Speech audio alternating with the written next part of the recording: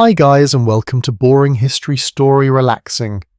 Tonight we step quietly onto a lonely stretch of frontier land where the wind drifts across open prairie and the wooden cabins of a small settlement crouch low against the cold.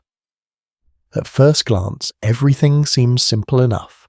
A few log homes, a thin curl of smoke from a chimney, maybe a wagon leaning beside a fence that looks like it was built with optimism rather than engineering skill. But if you stay a moment and listen, you begin to notice something strange. This settlement does not only exist above ground. Beneath your boots, hidden just below the frozen soil, is another layer of life entirely. Small dark rooms, dugout shelters, cold cellars packed with vegetables and barrels, secret spaces carved patiently into the earth itself. And here is the little reality check you probably did not expect tonight. If you are suddenly transported to this place in the 19th century, there is a fair chance you might end up spending a good portion of your time underground. Not because it is cozy or romantic, but because life on the frontier has a way of pushing people toward the only insulation that never fails: dirt. So before you get comfortable, take a moment to like the video and subscribe, but only if you genuinely enjoy what I do here. And if you feel like sharing, let me know where in the world you are listening from and what your local time is right now. There is something quietly comforting about imagining this story drifting across different time zones while people slowly fall asleep. Now dim the lights. You begin walking slowly toward the settlement. The ground crunches beneath your boots, frozen in the pale light of early morning. A few chickens scratch lazily near a wooden fence, their feathers puffed up against the cold. Smoke drifts from a stone chimney where someone has already begun the day's fire. The cabins look sturdy enough from a distance. Thick logs stacked one on top of another. Mud and straw packed into the seams. Small windows that seem almost shy about letting light inside. But as you move closer, you notice something unusual near one of the homes. A wooden door built directly into the ground. It sits at a slight angle in the earth, framed by rough boards and a small mound of soil that has clearly been disturbed many times.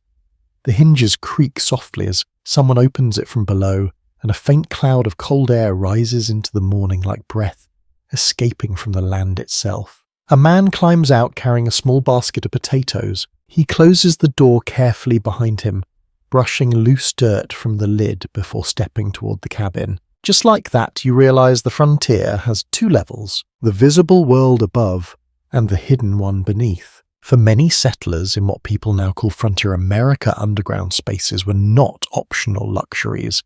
They were necessary parts of survival. Families carved them by hand with shovels, axes, and stubborn determination. Sometimes these were simple root cellars dug beside a cabin. Sometimes they became larger dugout homes partially buried in hillsides. In fact, historical records from the Great Plains show that thousands of early settlers lived in dugout houses during the 19th century, especially in regions where trees were scarce and lumber was expensive. If you imagine a comfortable farmhouse rising proudly from the prairie, you might want to gently adjust that picture. Quite a few people started their frontier lives living in the side of a hill. You step closer to the cellar door that the man just closed. The wood is thick and worn smooth by years of hands lifting it open. When you press your palm against it, you feel the faint chill of the earth beneath. Curiosity wins. You lift the door. The hinges complain quietly. A ladder descends into darkness, and the air drifting upward carries a mixture of scents that is surprisingly rich. Damp soil, stored vegetables, a hint of wood smoke from the cabin above. Something faintly sweet that might be apples waiting patiently in a barrel. It smells like winter storage as you climb down slowly. The temperature changes almost immediately. Outside the air is sharp and biting, but here beneath the soil the cold feels softer, still chilly but steady. This is one of the quiet secrets the frontier teaches people very quickly. Earth is an excellent insulator. Soil holds temperature in a way that wooden walls often cannot. During the summer, underground spaces stay cool. During the winter, they remain warmer than the frozen air outside. Settlers discovered this not through scientific textbooks, but through trial and error, and probably through the universal frontier experience of being cold most of the time. The cellar is small but surprisingly organized. Wooden shelves line the dirt walls. Potatoes sit in rough crates. Carrots rest beneath a layer of sand to prevent them from drying out.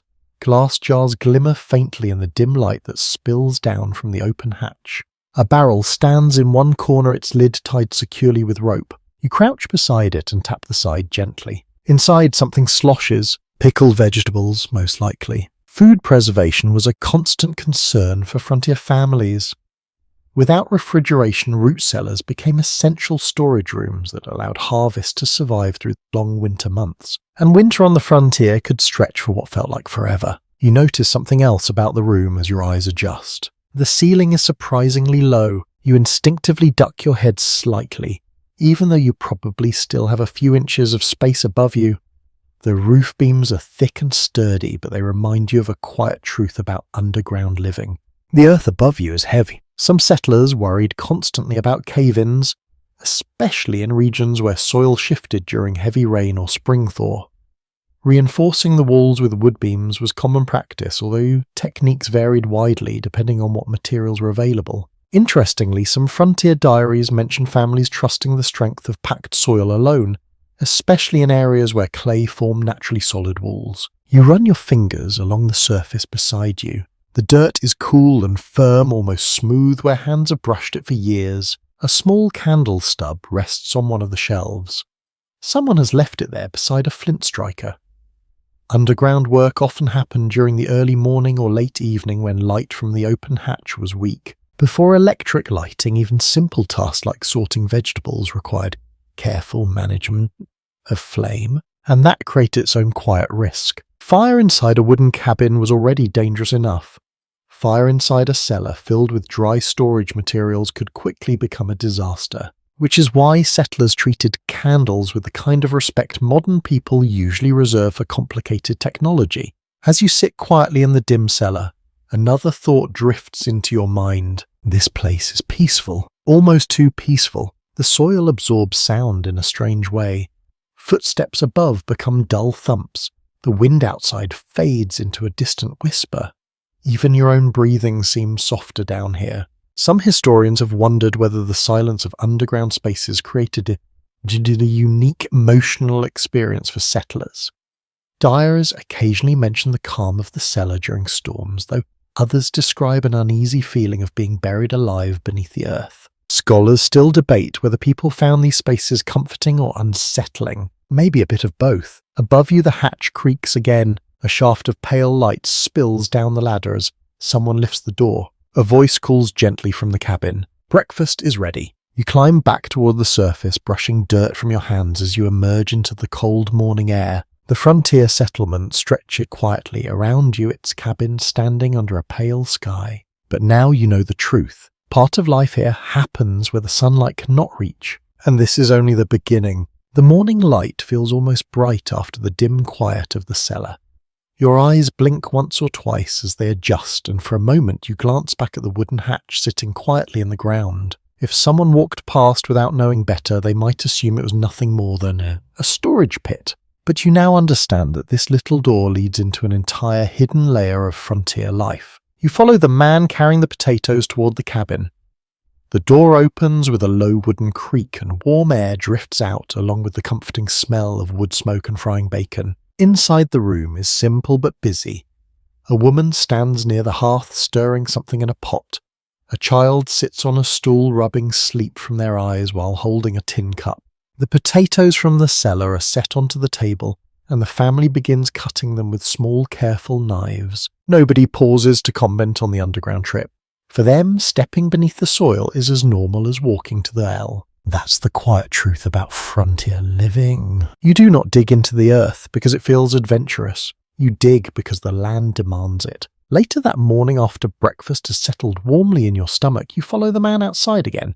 This time, Sammy carries a shovel instead of a basket. He walks toward a small slope just behind the cabin, where the ground rises gently before disappearing into open prairie. He pushes the shovel blade into the soil with a dull crunch.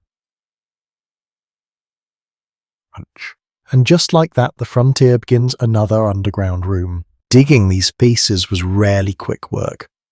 The soil might look soft from the surface, but once the shovel cuts deeper, you encounter roots, stones, packed clay, and the stubborn resistance of land that has not yet agreed to cooperate. You take a turn with the shovel. The blade sinks into dark earth and lifts out a heavy clump. The soil smells rich and damp, the scent of centuries of plants breaking down and returning quietly to the ground. Frontier settlers did not have power tools or modern excavation equipment. Most dugouts and root cellars were carved by hand using simple tools like shovels, pickaxes, and occasionally iron bars for breaking stubborn rock. Progress control came slowly, one shovel at a time. The man pauses to lean on the handle and wipes his forehead with a sleeve. Even in cold weather, digging warms the body quickly. A widely accepted historical observation notes that dugout homes were particularly common on the Great Plains during the late 19th century, especially among homesteaders who arrived in regions where trees were scarce and building lumber had to be hauled long distances by wagon. When wood is rare, the ground itself becomes your building material. You step back and look at the growing pit. It is not deep yet, perhaps only a couple feet down, but the outline of the future space is already clear, a rectangle carved into the earth. The man explains in the slow, patient way people tend to use when describing practical tasks that the walls must slope slightly at first. Straight vertical cuts can collapse if the soil is loose. Clay holds firm, sand does not. It is the kind of knowledge that sounds simple until you realize mistakes here could be dangerous. Some settlers learned this lesson the hard way. Old frontier newspapers occasionally mention dugouts collapsing after heavy rains soften the soil above them. You push the shovel into the earth again and feel the resistance change slightly. This patch contains more roots. The blade scrapes against something hard. You kneel down and brush away the dirt with your hands until a thick root emerges, twisting through the soil like a buried rope. Trees nearby send their roots far beyond what you might expect. Removing them requires patience and sometimes an axe. A quirky little historical detail appears in several homesteader journals. Some settlers complained that prairie roots could be tougher than rope, especially those belonging to certain grasses whose underground networks spread surprisingly deep. Nature does not surrender its territory easily. Eventually the root gives way with a dull crack. You pull the loosened section free and toss it aside. The hole deepens gradually through the afternoon. Each layer of soil reveals slightly different colours and textures. Dark brown topsoil fades into pale clay. Occasionally small stones appear like stubborn reminders that the earth has its own plans. By midday the pit reaches nearly waist height. You climb down inside and stand there for a moment surrounded by freshly cut soil walls. The temperature feels cooler already, even though the opening above still allows sunlight to spill in. Earth has a way of holding on to its own quiet climate. In time, wooden beams will be added across the ceiling. Planks will support the roof and soil will be packed carefully on top to restore the surface. From the outside, only a small door or hatch will reveal that anything exists below. The frontier teaches a strange architectural lesson. Sometimes the best shelter is the one nobody notices. As you work, you hear the distant sound of wagon wheels somewhere across the prairie. The wind carries the noise faintly over the grass. Life above ground continues while this hidden project grows quietly below. You lean against the dirt wall and study the texture closely. It feels cool and slightly damp beneath your fingers. Historians continue to debate whether dugout homes were primarily temporary shelters or long-term residences for many settlers. Some families stayed in them only for a year or two before constructing larger wooden houses. Others lived in them for much longer than originally planned. Comfort, after all, was a flexible concept on the frontier. Another shovel of earth lands beside your boots. The man grins and gestures upward. More digging. You climb out and resume the slow rhythm. Shovel, lift, toss. The repetitive motion settles into something almost meditative. The wind whispers through the grass. A hawk circles lazily in the pale sky. With each passing hour, the underground room grows a little deeper, a little darker, and a little more real. Soon it will hold shelves of food tools and quiet moments of shelter from storms. Soon it will become another hidden chamber beneath the frontier. And as you glance across the settlement, you begin to realize something else. This small cabin you started beside is probably not the only place with secrets under the soil. The digging continues for several more days, and by the time you return to the little pit behind the cabin, It no longer looks like a hole at all, it has become a room. The earth walls stand firm and slightly curved where the shovel has smoothed them. Thick wooden beams now stretch across the top like ribs supporting a ceiling, made from planks and packed soil above. Only a low doorway carved into the hillside reveals the hidden space. From a few steps away, the structure nearly disappears into the land. You step inside, carefully brushing dirt from your boots before crossing the threshold. The temperature drops instantly. Outside, the wind has picked up again, pushing dry prairie grass into restless waves. But here, beneath the soil, the air is calm and steady, like a quiet pocket of stillness that the weather cannot easily disturb. The room is larger than the cellar you visited before. A rough wooden table stands near one wall. A small iron stove waits in the corner, its pipe bending upward through a narrow vent that leads to the surface. A pair of rope beds sit low against the opposite wall, their frames simple but sturdy. This is not a storage cellar. This is a home. Dugout houses like this were surprisingly common during the expansion of settlement across the American plains. In areas where trees were scarce, families often built homes by digging directly into hillsides or earthen banks. The soil provided natural insulation, while wood could be saved for doors, roof supports and furniture. You run your hand along the wall beside you. The dirt feels firm and cool, slightly textured where the shovel marks remain visible. In some places, the family has pressed wooden boards against the soil to strengthen weak sections, but much of the wall remains raw earth. It gives the room a strangely grounded feeling, almost like the house grew directly out of the land. A kettle simmers quietly on the stove as the woman from the cabin stirs something inside. The gentle bubbling fills the room with a faint smell of beans and herbs. A child sits cross-legged on the floor, carving small shapes from a piece of scrap wood. The scene feels calm, almost cozy, yet the ceiling is low enough that you instinctively lower your head as you walk. Living underground requires constant awareness of space. You sit on the edge of one rope bed and bounce lightly.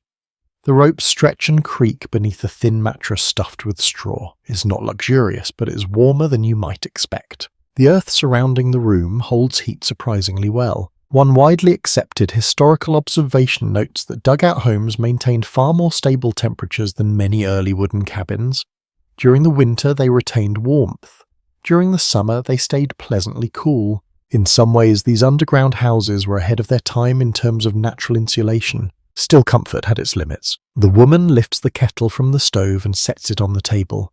Steam curls upward in thin ribbons, disappearing quickly into the dim ceiling shadows. You notice a small vent hole above the stovepipe where smoke escapes slowly through a narrow channel in the earth. Without ventilation underground, homes could fill with stale air or smoke from cooking fires. Frontier families had to learn quickly how to balance warmth and airflow. Too little ventilation could make a dugout feel heavy and suffocating. Too much could allow cold wind to creep through the walls. It was a delicate balance Lucian learned through experience. You walk toward the doorway and glance outside. The prairie stretches endlessly beneath a pale sky. Grass bends under the steady wind, and clouds drift slowly across the horizon like silent ships. From here, the dugout blends almost perfectly into the hillside. That was sometimes intentional. A curious little historical tidbit appears in a few frontier letters. Some settlers joked that their homes were nearly invisible to travellers passing by. A wagon could roll past within 100 feet without realising a family lived beneath the earth nearby. The land kept its secrets well. Back inside, the child proudly holds up a small wooden carving. It is shaped roughly like a horse, though the legs are a little uneven. You nod with quiet admiration. Life underground required creativity when it came to daily activities. Long evenings even unfolded inside these earthen rooms where wind and weather could not interrupt the small routines of family life. Reading by lantern light, mending clothes, sharing stories, and occasionally listening to the strange sounds that drifted through the soil above. You hear one now. A dull thump echoes faintly through the ceiling. Everyone pauses for a moment. Then the man smiles. Horses walking outside. The sound travels down through the earth like a distant drumbeat. Underground rooms have a curious way of carrying vibrations. Footsteps above become soft, muffled knocks. Wagon wheels rumble like thunder far away. It can feel slightly unsettling until you grow used to it. You lean back against the dirt wall and close your eyes briefly. The room feels safe, protected, but the weight of the earth above you is impossible to ignore. Some early visitors describe feeling uneasy in dugout homes because the surrounding soil created the sensation of being buried alive. The walls were stable, yet the idea of thousands of pounds of earth pressing quietly against them could make the imagination wander. Historians continue to discuss whether most settlers truly enjoyed living in dugouts or simply accepted them as practical necessities during the early years of settlement. Comfort on the frontier was often defined by survival rather than preference. The woman places bowls of stew onto the table and gestures for everyone to sit. You take a seat on a wooden stool as the warm smell of food fills the small underground room.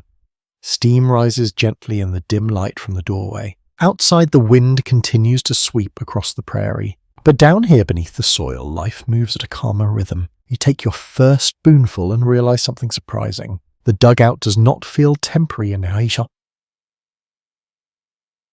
anymore. It feels lived in. And as the stew warms your hands and the fire crackles softly in the stove, you begin to understand why many families stayed in homes like this far longer than they originally planned. The earth had a way of making itself useful, and sometimes even comfortable. You finish the last spoonful of stew and set the bowl gently onto the wooden table.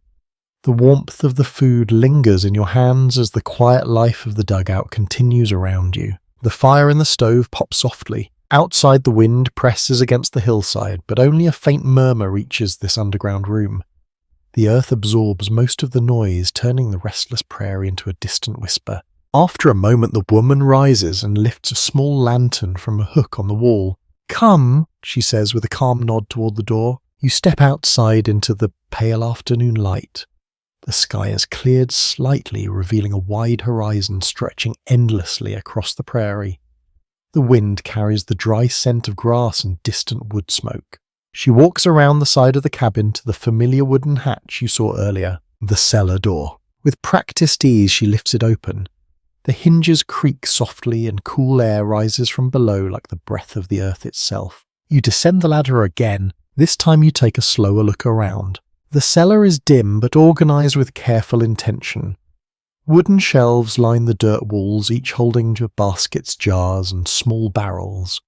The lantern light flickers across glass surfaces and rough wood grain, creating small reflections that dance across the earthen walls. This underground space is quieter than the dugout home.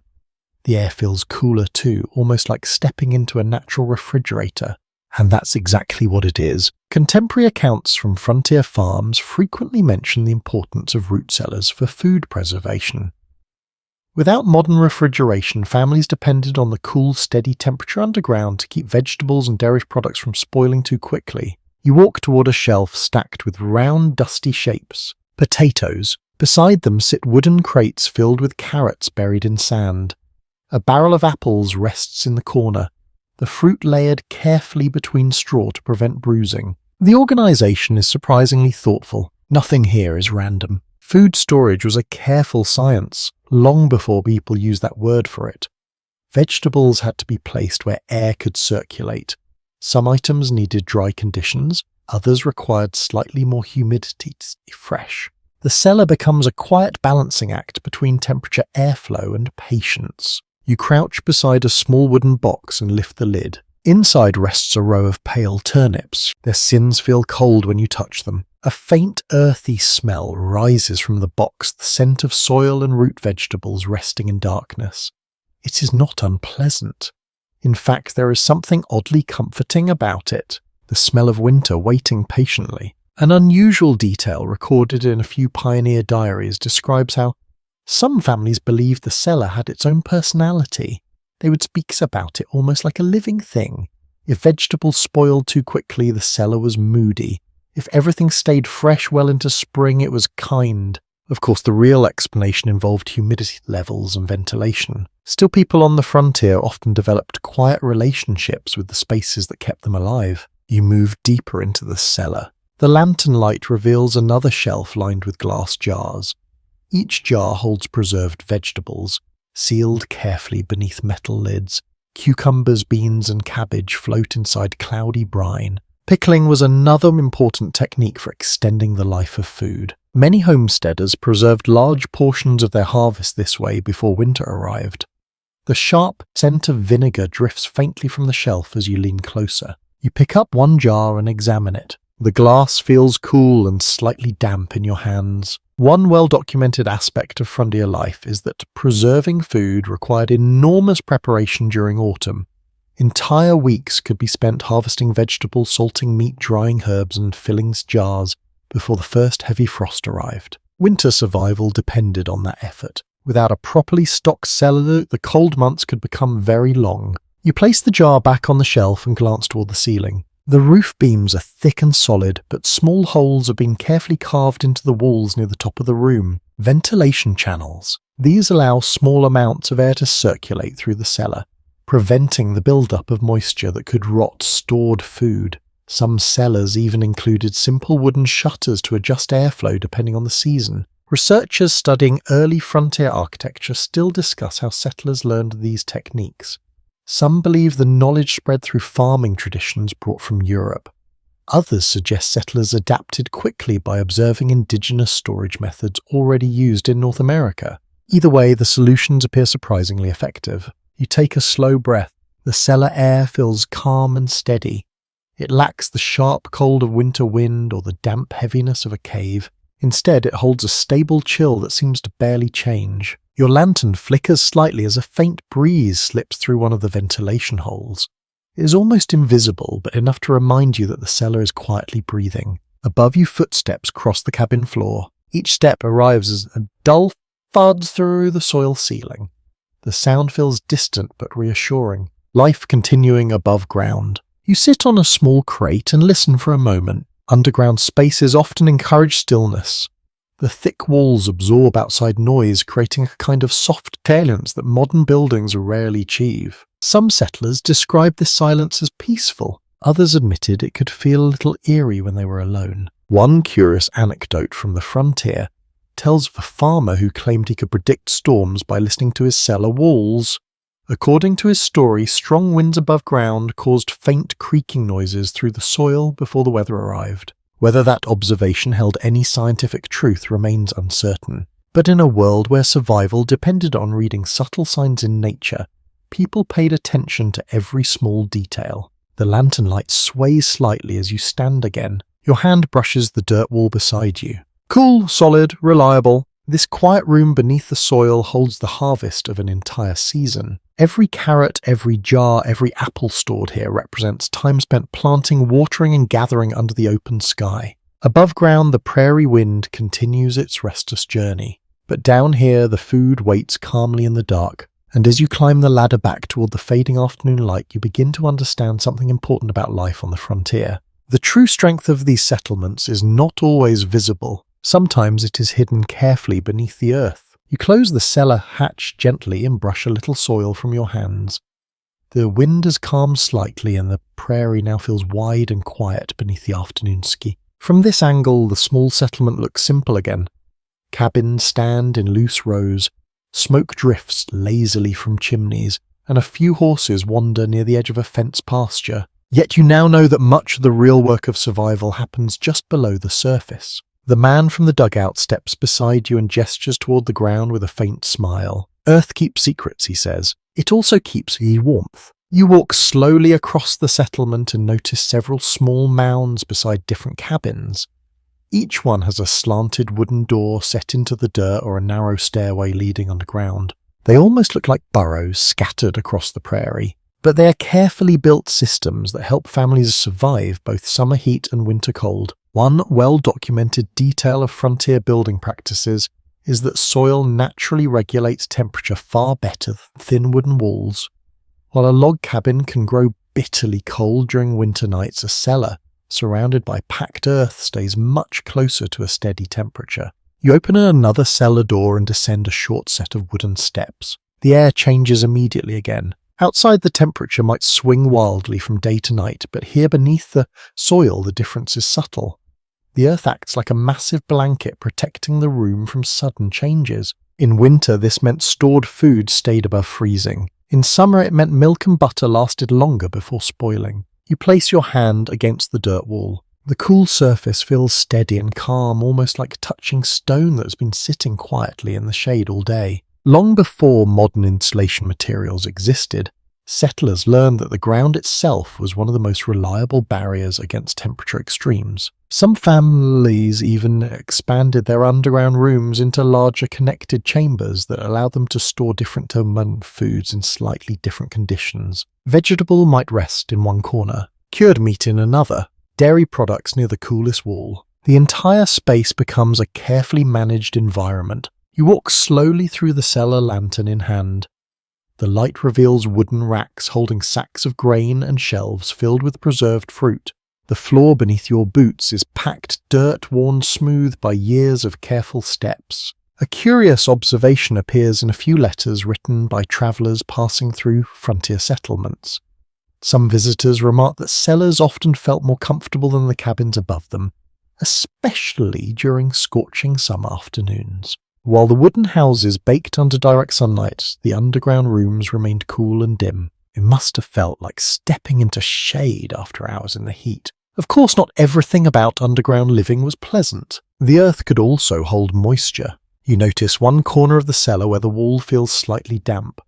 A thin layer of straw has been spread along the floor nearby to absorb extra moisture. Managing humidity was a constant challenge. Too much dampness could cause the vegetables to rot quickly or encourage mold to spread across stored food. Too little moisture could cause certain crops to shrivel. Farmers adjusted airflow carefully by opening or closing small ventilation shafts carved into the walls. Experts studying early homestead construction still discuss how settlers perfected these methods. Some believe the techniques developed gradually through experimentation, while others suggest knowledge spread quickly through neighbours sharing advice across the frontier. Either way, the process required attention and patience. You lift a sack of grain and feel the dry kernels shift inside. The bag is heavier than it looks. Grain stores were essential for the survival, not only for bread, but also for feeding animals through winter.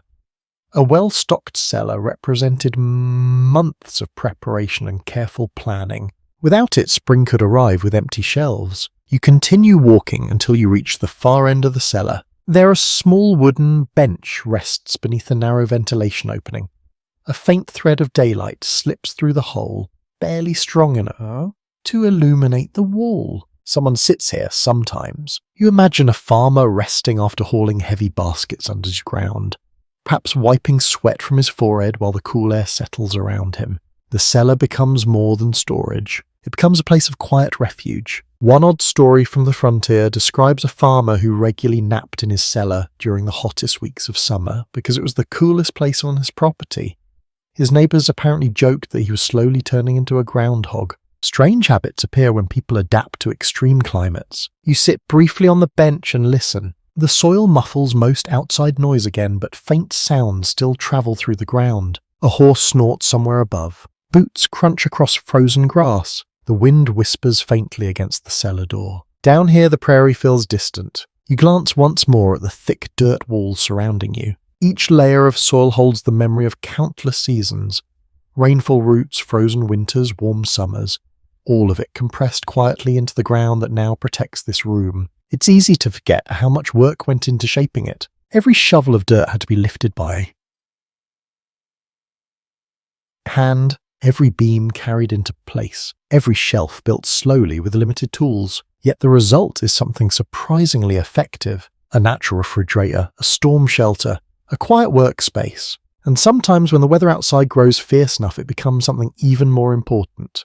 A refuge. You rise from the bench and climb the steps back toward daylight. The prairie wind greets you again as you step outside, brushing cool air across your face. The cabins stand calmly beneath the open ski, but you notice something new now. Every mound of earth, every cellar door, every dugout entrance is part of a hidden network that helps these families survive. Above ground, the frontier looks simple. Below ground, it becomes a carefully engineered world. And as you walk across the settlement toward the fading light of afternoon, you begin to realize that the soil beneath your feet may soon serve another purpose entirely. When the weather turns, you leave the cellar behind and step out into the fading afternoon light. The prairie sky stretches wide and pale, and the wind has begun to change its tone. Earlier it whispered gently through the grass. Now it moves with a low, restless push that rattles loose boards and sends small swirls of dust across the settlement. You pull your coat a little tighter and glance toward the horizon. The clouds gathering there look heavy. Frontier settlers learned very quickly that weather on the plains could shift without much warning. One moment the sky might feel calm and open.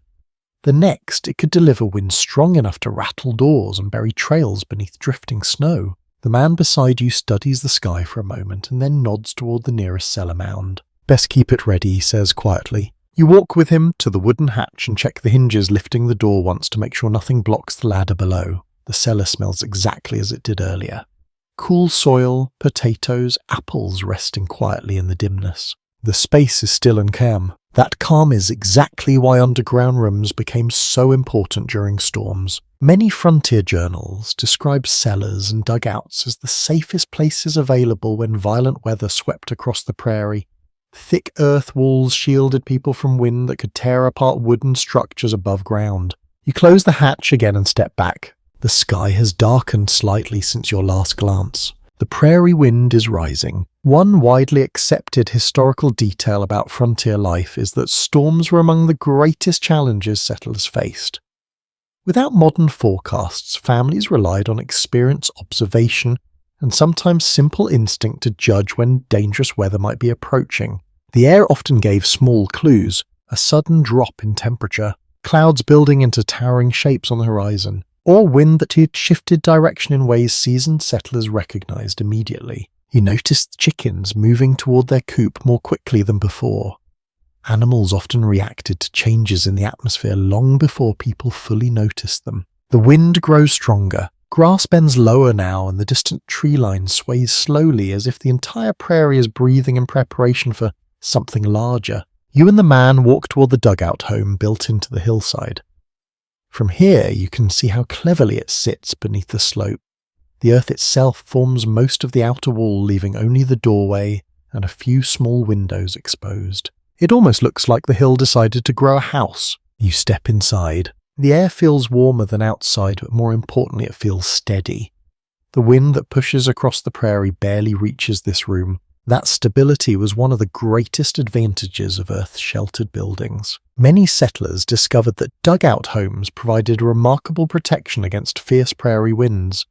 Wooden cabins standing alone on open land sometimes suffered damage during violent storms, but homes tucked into hillsides or surrounded by thick soil walls often endured much better. The fire crackles gently in the small iron stove while the family moves calmly around the room.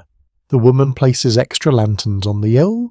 The man checks the door latch once more. These preparations are quiet and practiced. Storm readiness was part of daily frontier life. You sit on the edge of the rope bed and listen. The wind outside continues to strengthen.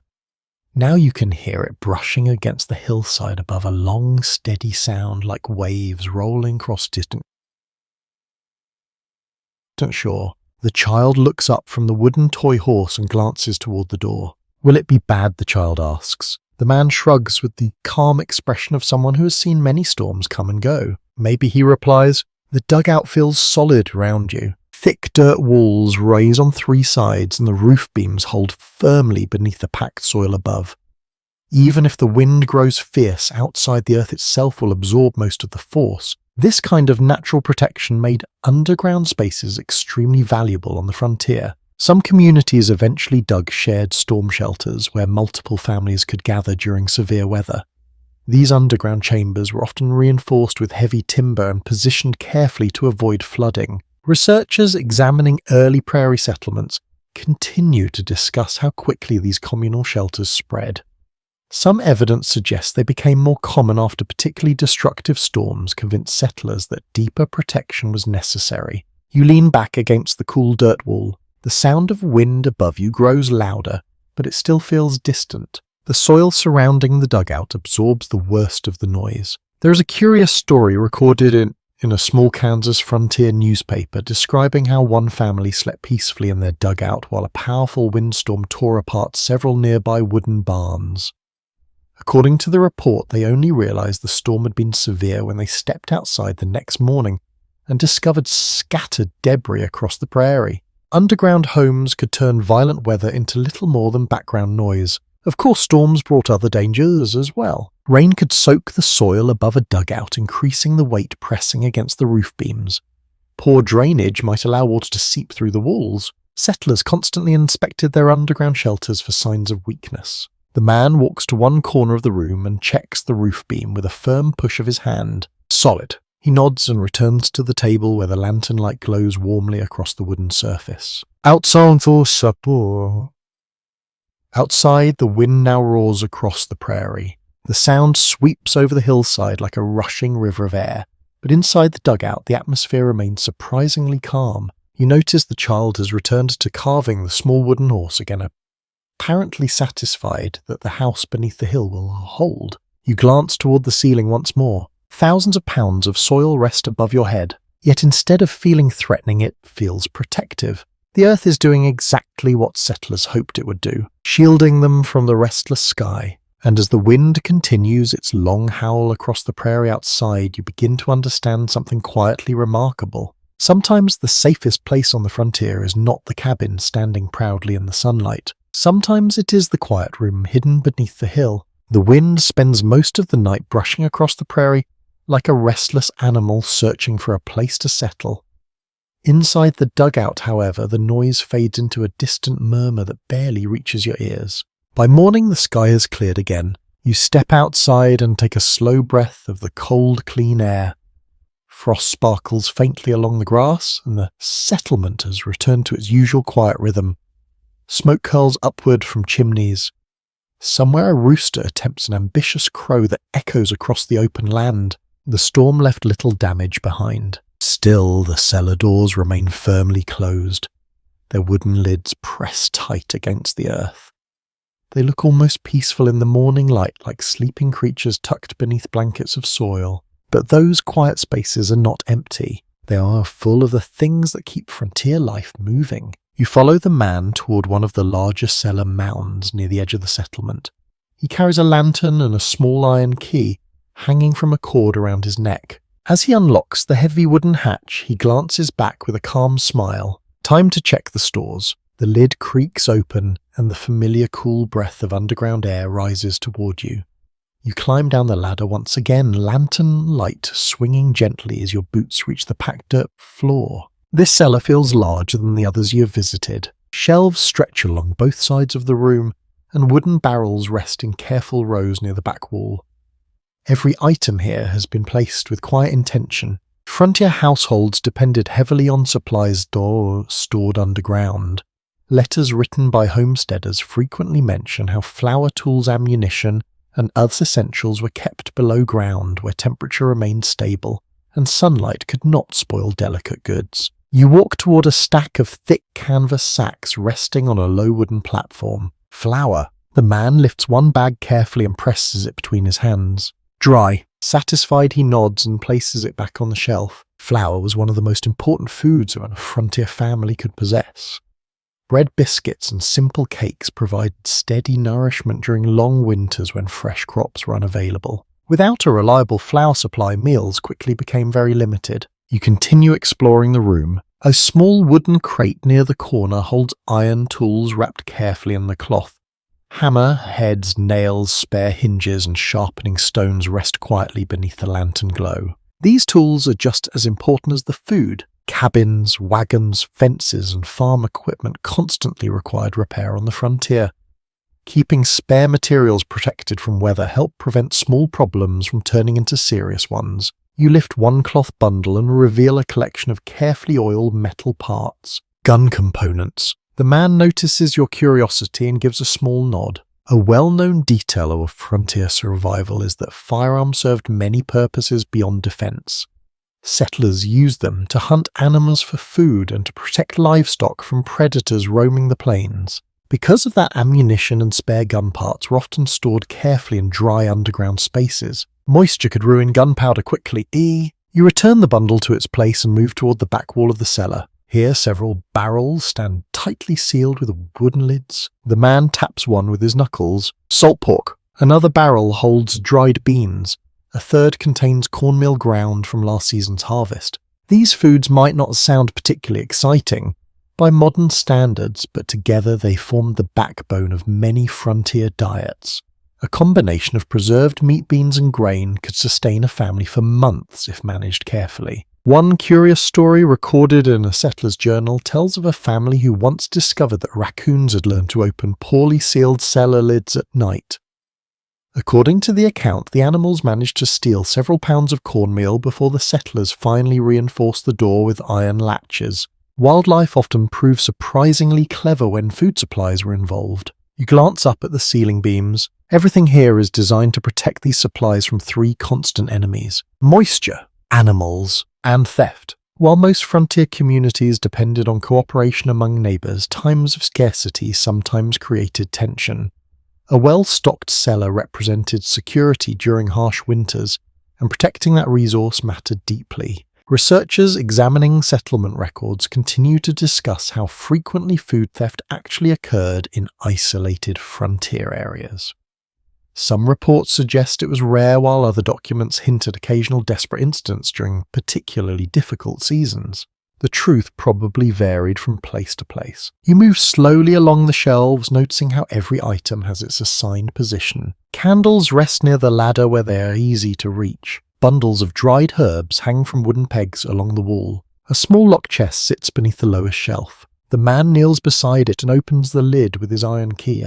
Inside lie several folded cloth bags filled with coins and paper documents, land deeds, receipts from trading posts, a few carefully preserved letters. These items might not feed a family through winter, but they represent something just as valuable: proof of ownership, records of trade, connections to distant relatives. Important papers were sometimes stored in cellars because underground spaces provided protection from fire.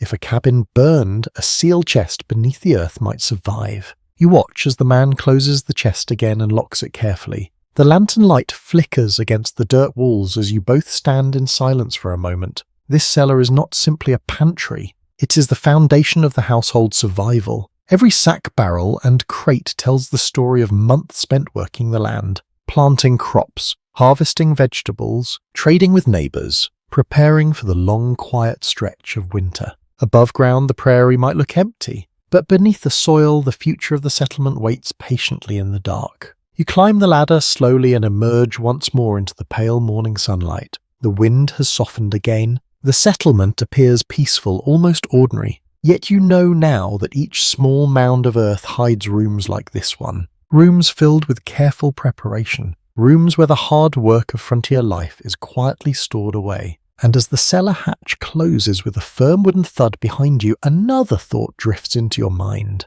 Sometimes these underground spaces held more than food and tools. Sometimes when danger approached, they held people too. The cellar hatch settles into place with a solid wooden thump, and the man brushes a bit of loose dirt across the seams, as if tucking the underground room back to sleep. Morning sunlight spreads slowly across the settlement.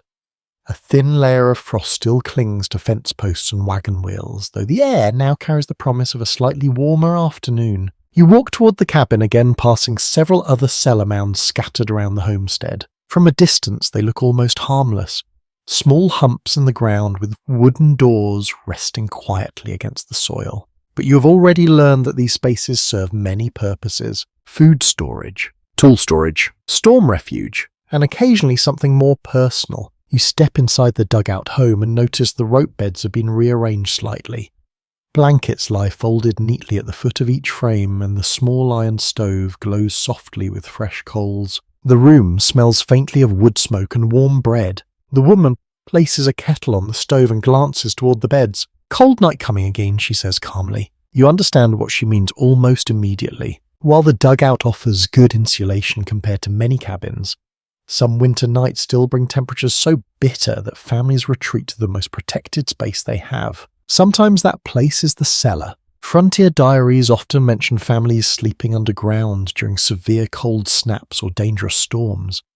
The thick soil surrounding these spaces held heat more effectively than thin cabin walls exposed to wind. It might not sound comfortable, but compared to freezing drafts blowing through a wooden house, the cellar could feel almost cozy. You kneel beside one of the rope beds and run your hand across the rough wool blanket folded there. Simple bedding was common on the frontier. Straw mattresses, wool quilts, and animal furs provided warmth during the long winter months. Tonight, some of those blankets may travel underground. Later in the afternoon, as the light begins to fade toward evening, you help carry a few items toward the cellar. Lantern, blankets, a small basket of bread. The cellar door opens again with its familiar creak, releasing a gentle wave of cool air. You climb down the ladder and set the lantern on a low shelf. The space looks different now that it will serve as a temporary bedroom. The man spreads straw along one corner of the dirt floor, creating a softer surface for blankets. The woman arranges quilts carefully on top, smoothing the fabric with practiced hands. It becomes a simple underground bed. While this might seem unusual today, temporary cellar sleeping arrangements were not entirely rare during extreme frontier weather. Letters from settlers occasionally describe families gathering below ground during particularly fierce winter nights to conserve warmth. Several people sharing a small enclosed space could generate enough body heat to keep the room noticeably warmer. You sit back on a crate and watch the preparations. The lantern casts a soft golden glow across the cellar walls, turning the dirt surface into gentle shades of amber and brown. Shadows stretch quietly along the shelves of vegetables and barrels. The atmosphere feels strangely peaceful. A small silence settles as everyone pauses for a moment. Then the child climbs down the ladder with a small wooden toy horse tucked under one arm. You recognize it immediately. The carving from earlier. The child places it carefully beside the folded blankets and looks around with quiet satisfaction. Apparently the toy will also be spending the night underground.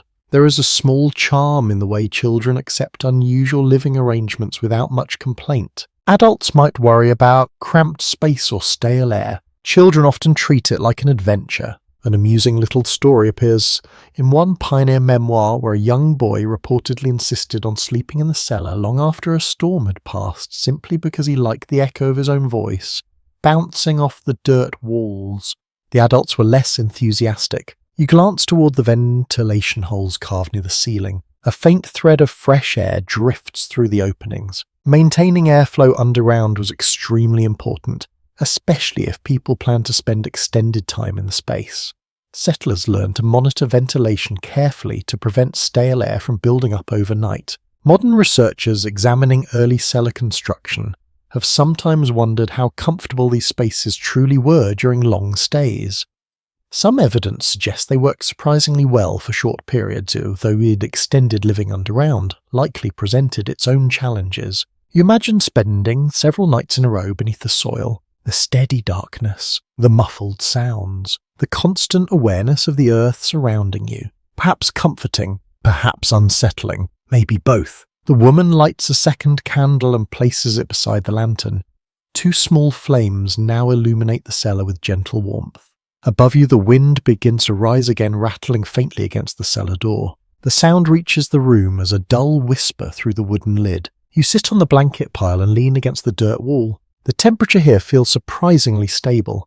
Not warm exactly, but far less bitter than the air outside. Soon footsteps descend the ladder again. The man carries a small kettle of hot water and sets it beside the bedding. Just in case, he says, warm drinks help fight the chill of the long winter nights. You look around the cellar once more. Potatoes stacked quietly in crates, barrels lined along the walls, tools hanging neatly from wooden pegs. And now in one corner a small nest of blankets ready for sleep. This underground room has shifted roles again, from pantry to shelter, from shelter to bedroom. Frontier life often required spaces to serve multiple purposes depending on the needs of the moment. Flexibility was not just convenient. It was necessary. The lantern light flickers as the wind outside grows stronger. Somewhere above, snow may already be beginning to fall across the prairie. Down here beneath the soil, however, the cellar holds steady. The air remains calm. The walls remain firm. And as you settle onto the blankets with the quiet sounds of the family around you, the underground world of the frontier reveals yet another side of its usefulness. A hidden place not just for storing food, but for resting safely while the winter wind roams across the land above. The lantern burns softly beside the blankets, its small flame swaying now and then when a faint breath of air slips through the ventilation holes above.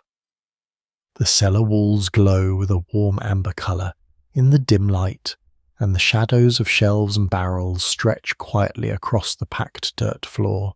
Outside, the wind continues its slow, restless journey across the prairie. Down here beneath the soil, the world feels still. You settle deeper into the blanket pile and notice how the cellar carries a scent unlike any other room you've visited on the frontier. It is not unpleasant, but it is complex and layered. Earth, wood, vegetables, a faint trace of smoke drifting down from the cabin above. Together, these smells create something strangely comforting, the scent of stored winter. You breathe slowly and allow your senses to adjust. Potatoes give off a soft, earthy aroma that blends with the dry smell of straw bedding. Apples resting in their barrel release a faint sweetness that lingers in the cool air. Somewhere nearby, a bundle of dried herbs contributes a subtle, sharp note that reminds you of summer gardens now buried beneath frost. Frontier families became deeply familiar with these smells. Letters written by settlers often mention the distinctive scent of root cellars during winter months. It was considered a reassuring sign that the harvest remained safely stored and ready for use. If the cellar smelled wrong, people noticed immediately. Rotting vegetables produced a sour odour that signalled trouble. Mould created a damp bitterness that meant moisture levels had become dangerous. Learning to read the smells of a cellar was almost as important as checking the shelves with your eyes. You shift slightly on the blankets and listen. The underground quiet has its own personality. Above you, the wind presses across the prairie, but the soil absorbs most of its roar. Only a faint hollow murmur reaches the cellar like distant waves breaking far away. Inside the room, you hear softer sounds. The gentle crackle of the lantern wick, the slow breathing of the child curled beneath a quilt, the faint creak of wooden shelves adjusting slightly as the temperature changes. These sounds create a quiet rhythm that slowly replaces the busy noises of the outside world. You glance toward the barrels resting against the wall. Each one contains food waiting patiently for its moment. Salt pork sealed beneath heavy lids, beans dried and stored months ago, cornmeal ground carefully during the autumn harvest. The cellar becomes a kind of silent pantry for the future. Records from frontier farming communities consistently emphasize how important proper food storage was during winter. A well-managed cellar allowed families to stretch their harvest for many months until fresh crops could grow again in spring. Without it, survival would become far more uncertain. You reach out and brush your fingers lightly across a wooden crate of carrots. Their skins feel cool and slightly rough. Packed beneath a layer of sand, they remain firm and fresh despite the freezing world outside. The sand prevents them from drying while allowing enough airflow to keep them from rotting. It's a simple method, yet remarkably effective. Nearby, a small basket holds onions braided together with dried stems. The bulbs hang quietly from a hook where air can circulate around them. The careful arrangement reveals how much experience settlers developed with underground storage. One peculiar remark appears in the journal of a travelling merchant who once visited a prairie homestead during winter. He wrote that the cellar smelled so strongly of apples and onions that he claimed he could identify the house from 50 steps away simply by following the scent drifting from the cellar door. Whether that observation was entirely accurate is difficult to know, but it suggests that these underground rooms developed a recognizable atmosphere of their own. You lean back against the cool dirt wall. The earth behind you feels steady and firm, almost like resting against a massive natural cushion. The temperature remains remarkably stable even as the wind outside continues to shift. That stability was one of the reasons settlers trusted underground spaces so much. Experts who study early agricultural practices often point out that soil several feet below the surface tends to remain near a consistent temperature year-round. This natural balance protected stored food from freezing in winter and overheating in summer. It was a form of climate control long before electricity existed. The lantern flickers again, sending small shadows dancing across the wall. You notice a faint scratching sound somewhere in the darkness. At first, it is easy to miss. Then it comes again. Scratch. Scratch. You sit up slightly and glance toward the shelves. The man lifts his head from the blanket and listens carefully. Mice, he says quietly. Small rodents were frequent visitors in frontier cellars. No matter how carefully families sealed their doors, determined mice often found tiny gaps or tunnels through the surrounding soil. Protecting stored food required constant vigilance. You hear the scratching again near one of the grain sacks. The man rises slowly and retrieves a small wooden trap from a nearby shelf. With practiced ease, he resets the mechanism and places it beside the bag. Such traps were common tools in cellar maintenance. Without them, rodents could quickly damage precious food supplies. Some settlers even kept cats specifically trained to patrol cellar spaces at night. You settle back onto the blankets and close your eyes briefly. The scratching fades. The lantern continues its gentle glow. A soft calm fills the underground room again. Researchers examining pioneer diaries sometimes wonder how people adjusted emotionally to spending long hours in dim spaces like this. Some writing suggests the quiet darkness felt peaceful and secure. Others hint at moments of unease caused by the constant awareness of soil pressing close on every side. It is difficult to know exactly how most settlers felt, but lying here now, listening to the slow rhythm of breathing and the distant whisper of prairie wind above you, begin to understand why many people accepted these underground rooms as part of daily life. The cellar is not just a storage place. It is part of the home, a quiet chamber where winter sleeps alongside the people who must endure it. And as the lantern light slowly dims toward the deeper hours of night, the scent of earth and apples lingers gently in the cool underground air. The lantern burns low now, and the cellar has grown quieter as the night deepens around you. The child sleeps beside the pile of blankets, the small wooden horse resting near one curled hand. The others lie nearby beneath heavy quilts, their breathing slow and steady. You remain awake a little longer. There is something about underground spaces that invites reflection. Perhaps it is the darkness. Perhaps the gentle stillness of thick soil, holding back the restless prairie above. The cellar feels removed from time in a way that cabins rarely do. You sit up carefully and glance toward the lantern. Its small glass chimney glows with soft amber light illuminating only a portion of the room. The far shelves remain dim shapes against the earthen wall, where jars and crates fade gradually into shadow. Light behaves differently underground. Above ground daylight floods freely through windows and open spaces. Down here, every source of light must be carried lit and carefully managed. Before electricity, lanterns and candles served as the only reliable illumination for cellar work. Frontier households depended heavily on these simple tools whenever they needed to sort supplies bare, repair equipment, or retrieve food during dark hours. You reach toward the lantern and adjust the wick slightly. The flame brightens for a moment, casting taller shadows across the walls. It is a delicate balance. Too much wick and the flame will smoke, filling the cellar with soot. Too little, and the room becomes difficult to see. Families learned these small skills through experience. The lantern light reveals the neat rows of jars again. Their glass surfaces reflect the glow in tiny points of brightness that seem to float in the darkness. You walk slowly toward the shelves. Inside one jar, pale cucumber slices rest beneath cloudy vinegar brine. Another holds green beans preserved months earlier during the autumn harvest. The metal lids shine faintly under the lantern light. Food preservation required patience and precision. Documents written by homesteaders frequently describe long days spent sealing jars and boiling water during harvest season.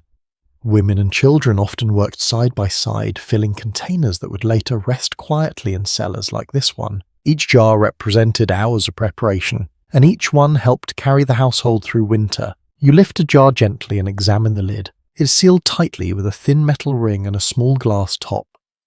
This style of canning jar became increasingly common during the 19th century as improved preservation methods spread across rural communities. Earlier generations often relied on salt curing or drying alone. Canning allowed vegetables and fruits to last much longer without losing as much flavor. You place the jar back carefully. The lantern flickers again, reminding you how fragile light can be in a place like this. Fire safety was always a serious concern. Even though the cellar walls themselves were made of soil, many stored materials remained flammable. Wooden shelves, straw bedding, and cloth sacks could ignite easily if a lantern tipped over. Frontier families treated open flame with constant caution. Some even preferred using thick tallow candles instead of lanterns because they were less likely to shatter if dropped. An unusual note appears in a Nebraska settler's letter describing how one farmer once installed a small mirror in his cellar to reflect lantern light across the room.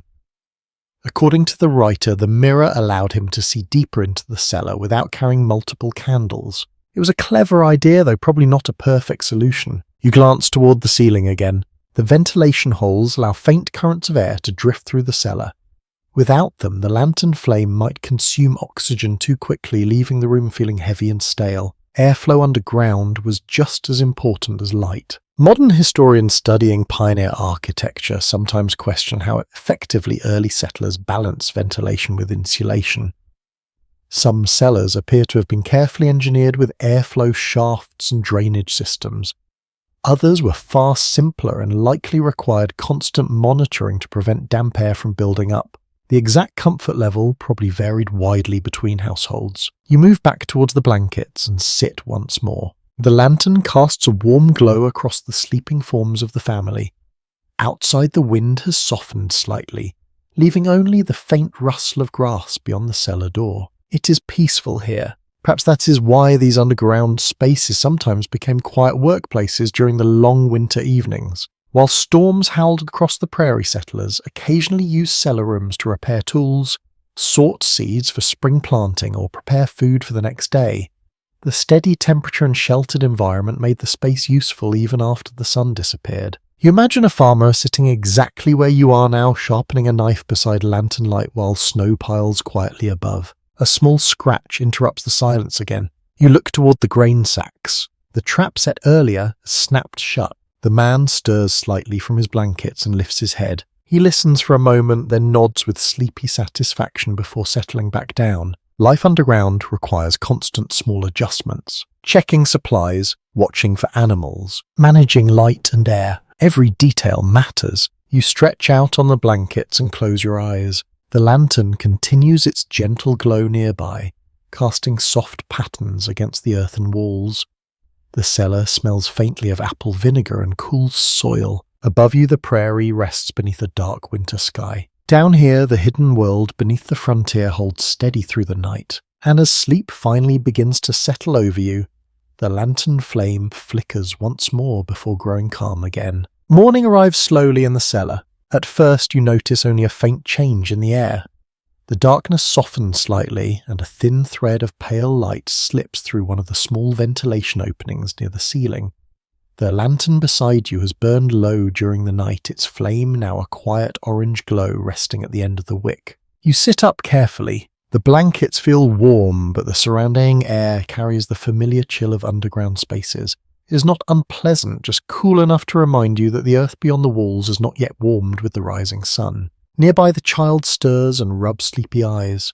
The small wooden horse remains clutched in one hand. The man rises next, stretching slowly before stepping toward the ladder.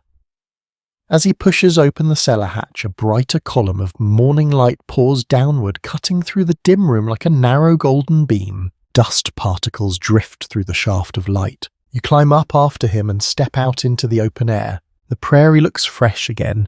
The storm from the night before has moved on, leaving the sky clear and bright.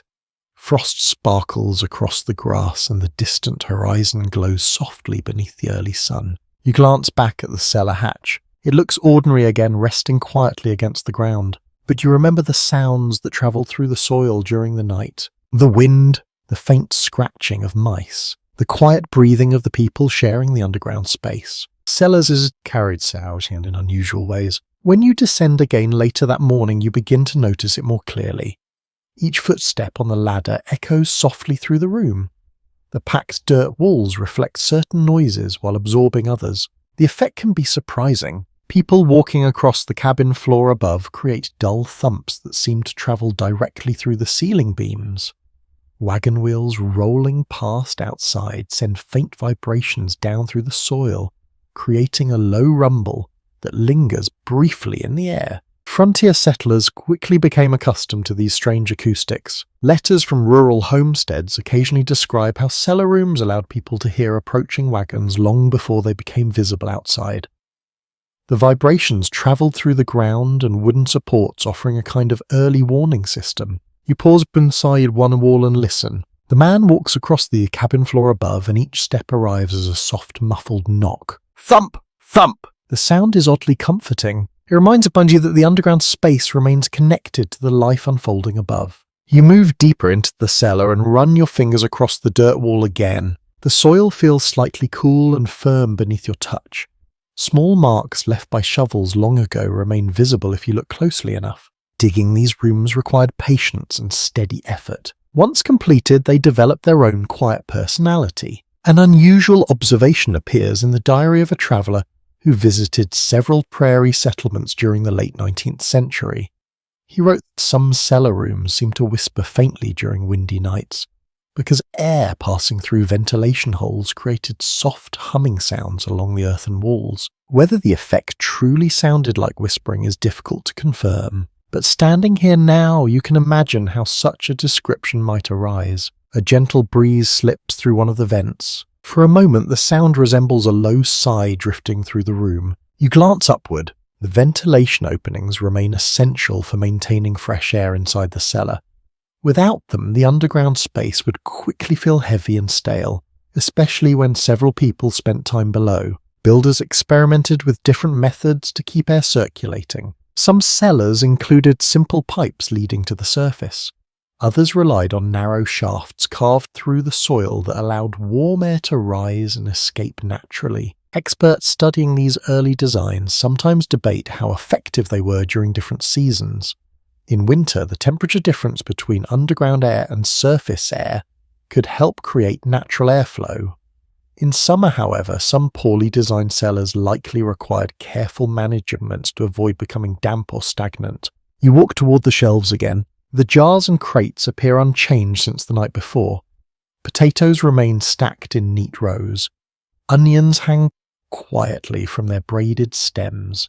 Everything looks calm and orderly, yet the cellar itself feels alive with subtle sounds. A faint creak from the wooden ladder. The soft scrape of straw shifting beneath your boots. A distant knock from somewhere above as someone closes a cabin door. Each noise travels through the soil in its own way. You sit briefly on a crate and listen. There is a rhythm to the underground world that you did not notice at first. The cellar acts almost like a listening chamber, capturing fragments of activity from the surface and turning them into muted echoes. Above ground, the prairie spreads wide and open. Down here, the earth gathers sound and holds it close. A small scratching noise interrupts your thoughts again. You glance toward the grain sacks. The trap placed earlier has done its job. The man will likely reset it later today. Rodents remained one of the constant challenges of cellar life. Mice could chew through cloth bags and even wooden containers if food was within reach. Farmers learned to inspect their storage rooms regularly for signs of tiny visitors. Some households adopted particularly determined cats to patrol these spaces. A curious story from a Kansas homestead describes a cat that reportedly refused to leave the cellar for nearly an entire winter because the hunting opportunities were simply too good. You smile at the thought. Life beneath the soil seems to attract many unexpected residents. You stand again and move toward the ladder. As you climb upward, the sounds of the prairie grow stronger. The wind rustles through dry grass. A horse snorts somewhere near the fence. The world above feels louder and brighter after the calm hush of the cellar. Yet as you close the wooden hatch once more, you realize something important. The underground rooms of the frontier were never truly silent. They simply listened in their own quiet way. The cellar hatch closes with a soft wooden knock and the sounds of the prairie return fully to your ears. Wind moves gently across the grass, carrying the dry rustle of stalks bending together like quiet waves. A horse shifts its weight near the fence line, stamping one hoof against the cold ground. From the outside, the settlement feels peaceful again, but you have already learned that life beneath the soil never remains completely still. Later that afternoon, you return to the cellar with the lantern once more. The light spreads slowly across the packed dirt floor as you descend the ladder. The shelves appear exactly as they did before, lined with vegetables and jars resting patiently in the cool darkness. Yet something about the room feels slightly different. You hear it almost immediately, a faint rustle from somewhere near the far wall. You pause and hold the lantern higher. The beam of light stretches across the shelves and settles briefly on a small wooden crate. For a moment, everything looks ordinary. Then the crate shifts slightly, just enough to make you blink. The man standing behind you chuckles quietly. "Visitors again," he says. He moves the lantern closest to the crate and lifts it carefully. 2 small mice dart across the floor, disappearing quickly into a narrow gap near the wall. Their tiny claws scratch softly against the packed soil as they vanish into darkness. Rodents were almost unavoidable in frontier storage rooms. Records kept by early farmers frequently mention the constant battle against mice and rats. These animals were drawn by the scent of grain and vegetables, and even the best-built cellars could develop tiny openings where persistent rodents managed to enter. You crouch beside this gap where the mice disappeared. The hole is barely larger than a coin. Yet it is enough. The man kneels and presses a small stone into the opening packing dirt around the edges to seal it temporarily.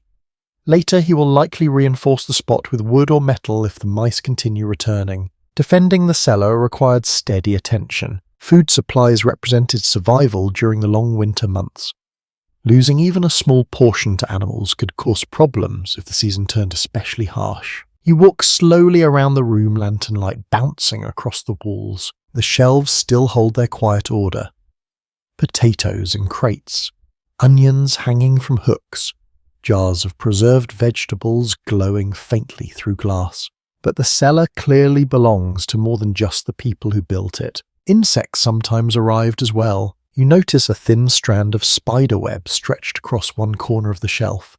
The spider itself waits quietly near the beam above its tiny legs barely visible in the dim light. Spiders were often welcome guests. They hunted insects that might damage stored food. A small ecosystem formed inside many root cellars, where tiny creatures competed quietly for survival, just as settlers did above ground. One unusual remark appears in the journal of a travelling school teacher who once spent a winter visiting remote homesteads across the plains. She wrote that every cellar she entered seemed to contain at least one spider watching the shelves like a patient guardian. Whether she meant that seriously or with humour is impossible to know. Still, the image feels strangely fitting. You move toward the grain sacks again. The trap placed earlier sits ready near the bag of cornmeal.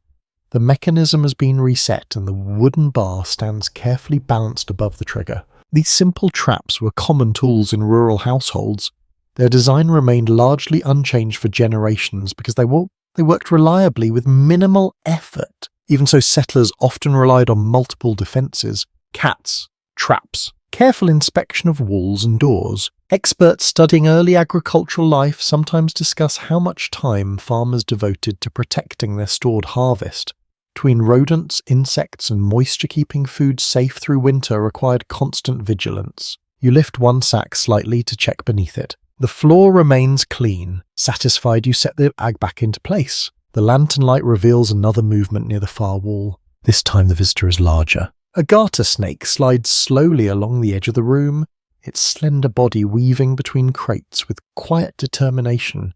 The man notices it and nods approvingly. "Good hunter," he murmurs. Snakes often found their way into cellars in search of rodents. Though the sight might surprise some visitors, many farmers tolerated these reptiles because they helped control the mouse population. As long as the snake remained non-poisonous, its presence could actually benefit the household. The snake pauses near the grain sacks, tongue flicking briefly through the air. Then it disappears into the shadows beneath a wooden shelf. Life underground carries its own balance. Every creature searching for warmth or food eventually finds its way toward places like this. You stand quietly for a moment listening. The cellar no longer feels empty. Instead, it feels quietly inhabited by layers of life moving in the dark. Above you, the prairie continues its wide-open existence. Below ground, the soil shelters a smaller hidden world. A faint buzzing sound reaches your ears. You glance toward the lantern and notice a small fly circling the glass chimney. Even in winter, a few insects sometimes lingered inside sheltered spaces, where temperatures remained slightly warmer. The fly lands briefly on the lantern frame before lifting off again. Modern historians examining rural homesteads occasionally wonder how settlers viewed these small intrusions from nature. Some writings suggest people simply accepted them as part of frontier life. Others hint at occasional frustration when pests became particularly troublesome. Standing here now, the situation feels almost peaceful. The cellar holds not only food and tools, it holds quiet reminders that the frontier remains part of the natural world surrounding it. The man lifts the lantern and gestures toward the ladder. Time to return above ground. As you climb upward, once more the cool cellar air fades behind you and the brighter light of afternoon spreads across the settlement. The cellar door closes gently. But beneath the soil, the hidden inhabitants of the frontier continue their silent work. Afternoon light drifts across the prairie, soft and pale as winter continues its quiet hold on the land. The settlement moves at an unhurried pace. Smoke rises from a few chimneys. A horse grazes slowly along the fence line. The wind whispers through dry grass that bends and lifts like the tide of a silent sea. You notice the cellar door near the cabin shifts slightly. Then it opens. A small head appears first. The child from earlier climbs carefully out of the underground room, brushing dirt from their hands before stepping into the sunlight. Behind them, another child follows, carrying a lantern that is far too large for their small arms. The lantern sways dangerously for a moment. You instinctively step forward, but the older child steadies it with a practiced grip. Clearly, this is not the first time they have ventured below. Children on the frontier often treated cellars and dugouts as mysterious spaces filled with possibility. While adults saw them as storage rooms or shelters, young minds saw something more exciting. Secret rooms, hidden tunnels, adventure beneath the earth. The two children glance around quickly to make sure no adults are watching too closely. Then they disappear behind the cabin with quiet giggles. Curiosity pulls you after them. You walk slowly toward the cellar door they left open and peer down the ladder.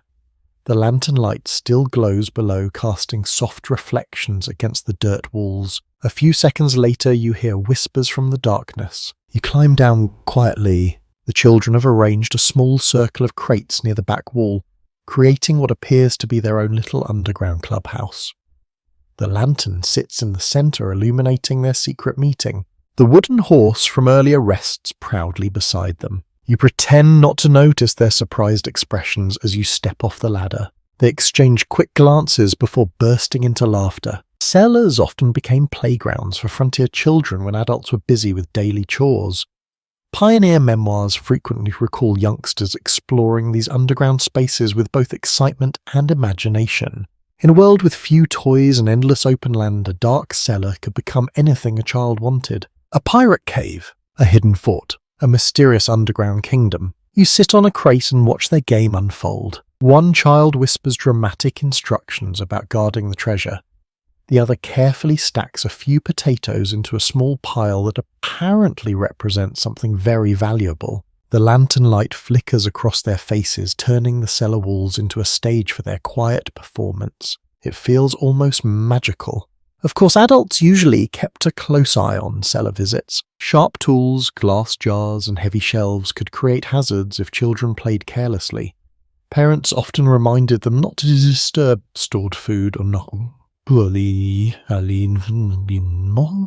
valuable supplies. Still, children found ways to explore whenever opportunity appeared. An amusing entry from a frontier teacher's notebook describes how several students once arrived at school covered in dirt because they had spent the morning building an imaginary underground city inside a neighbour's root cellar. According to the teacher, the children insisted the cellar tunnels led all the way to the Rocky Mountains. Reality was slightly less dramatic. You lean back against the dirt wall and listen to their quiet conversation. The cellar amplifies their voices in strange ways. Even soft whispers bounce gently across the earthen walls, creating the feeling of being inside a hidden chamber far removed from the open prairie above. For a moment, you almost believe their story yourself. Hidden tunnels, secret worlds beneath the soil. In truth, some dugout homes on the frontier were large enough to include multiple connected rooms. Families sometimes expanded their underground spaces over time, carving additional chambers for storage or sleeping areas. Researchers studying early homestead sites occasionally uncover evidence of these extended dugouts, though the full layouts are not always easy to reconstruct. The soil shifts over decades. Wooden beams rot away, and what once served as living space gradually blends back into the surrounding earth. You glance toward the ceiling, where the ventilation holes allow thin shafts of daylight to filter down. Dust drifts lazily through the beams. Above ground, the prairie wind continues its endless wandering, unaware of the secret games unfolding below. The children have now turned the crate circle into a tiny stage where one of them pretends to deliver a speech about defending their underground kingdom. The other listens with exaggerated seriousness. You smile quietly. Life on the frontier could be difficult, but moments like this reveal something important. Even in the harshest environments, children find ways to play. Eventually, footsteps approach above. The sound travels through the soil ceiling as dull thumps. The children freeze instantly. They know that sound. Adult footsteps. The lantern is quickly lifted and the potato treasure scattered back into its crate. Within seconds, the cellar returns to its proper appearance. Shelves neat. Supplies untouched. Two very innocent children standing beside the ladder. You climb up first and step into the afternoon light just as the woman from the cabin rounds the corner. She studies the children carefully. They smile with impressive politeness. She says nothing, but the faint lift of her eyebrow suggests she understands exactly what has been happening. Children may believe their secret adventures remain hidden. Adults often know better. Still, she simply closes the cellar door gently and returns to the cabin. The children satter toward the yard, already whispering about their next underground mission. You remain beside the cellar mound for a moment. Beneath your feet, the quiet room waits again, filled with vegetables and tools. But now you know it has served another purpose. A small secret world where imagination flourishes beneath the soil. And as the afternoon light fades slowly toward evening, the hidden life of the frontier continues both above and below the ground. Evening drifts slowly across the prairie, and the pale winter sun sinks toward the horizon, like a quiet lantern lowering itself into the earth. The settlement settles into its familiar rhythm again. A few doors close. A dog barks once and then grows silent.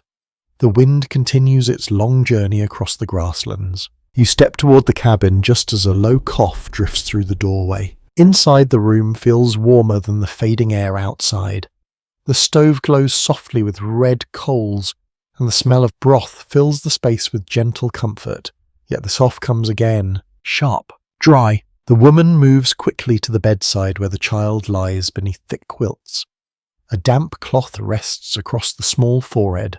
The wooden toy horse sits quietly on the table nearby, forgotten for now. Illness was a constant companion in frontier life. Medical care on the plains was often limited, and families relied heavily on home remedies, herbal treatments and careful isolation when sickness appeared. Many homestead journals describe how households attempted to keep sick family members separated from others whenever possible. That is when the cellar sometimes took on a new purpose. The man glances toward the trapdoor set in the cabin floor. Beneath it lies the familiar cool darkness of the underground room. You open the hatch slowly. The ladder descends into the quiet cellar, where lantern light soon spreads across the shelves. The temperature below feels steady as always, neither warm nor bitterly cold. That steadiness could help when someone felt feverish. You climb down and prepare the space carefully. Blankets are arranged in one corner near the ventilation opening where fresh air drifts through gently. The lantern rests on a crate beside a small jug of water. Within minutes, the child is carried down carefully and laid onto the bedding. The cellar becomes a quiet sick room. Frontier families occasionally used underground rooms this way, because the cool, stable environment could provide relief during certain illnesses. The steady temperature reduced sudden chills or draught that might worsen fever. You sit nearby and listen to the soft breathing of the child. The lantern flame flickers gently against the earthen wall, creating slow-moving shadows that stretch and shrink with each movement of air. Outside, the wind grows louder. Down here, the noise fades into a distant whisper. The woman prepares a simple drink using warm water and crushed herbs from a small pouch. She kneels beside the blankets and helps the child take slow sips. Her movements are calm and practiced. Generations of frontier families passed down knowledge of herbal remedies and practical treatments long before professional doctors were available in remote settlements. Plants like willow bark, peppermint, and sage often appeared in home medicine collections. Some treatments worked surprisingly well, others likely offered comfort more than true healing. Experts studying rural medical practices still examine how effective these remedies truly were. Certain herbs contain some compounds that modern science now recognizes as beneficial. Yet other traditional cures may have relied largely on faith and careful nursing. You glance toward the shelves behind you. The cellar still holds its quiet stores of vegetables and jars, yet tonight the room feels different. More solemn, more watchful. The man sits near the ladder, listening for any change in the child's breathing. The lantern light reveals the deep lines of concern across his face. Illness on the frontier could become dangerous quickly. Distance from towns meant doctors might be days away by wagon. Families often relied on patients' rest and whatever treatments they could prepare at home. A curious story recorded in an old Dakota homestead letter describes how one mother kept her feverish son in the cellar for 2 days during a severe summer heatwave because it was the only cool place on the property. According to the letter, the boy later claimed the cellar smelled so strongly of onions that he believed vegetables were watching over him while he recovered. Children often found unusual ways to interpret unfamiliar situations. The child stirs slightly on the blankets. You hear the quiet rustle of fabric and the soft creak of straw beneath the bedding. The lantern flame wavers as a gentle breeze slips through the ventilation opening above. Fresh air continues to circulate slowly through the cellar. That airflow becomes important when someone is ill. Stale air trapped underground could cause discomfort or worsen breathing problems.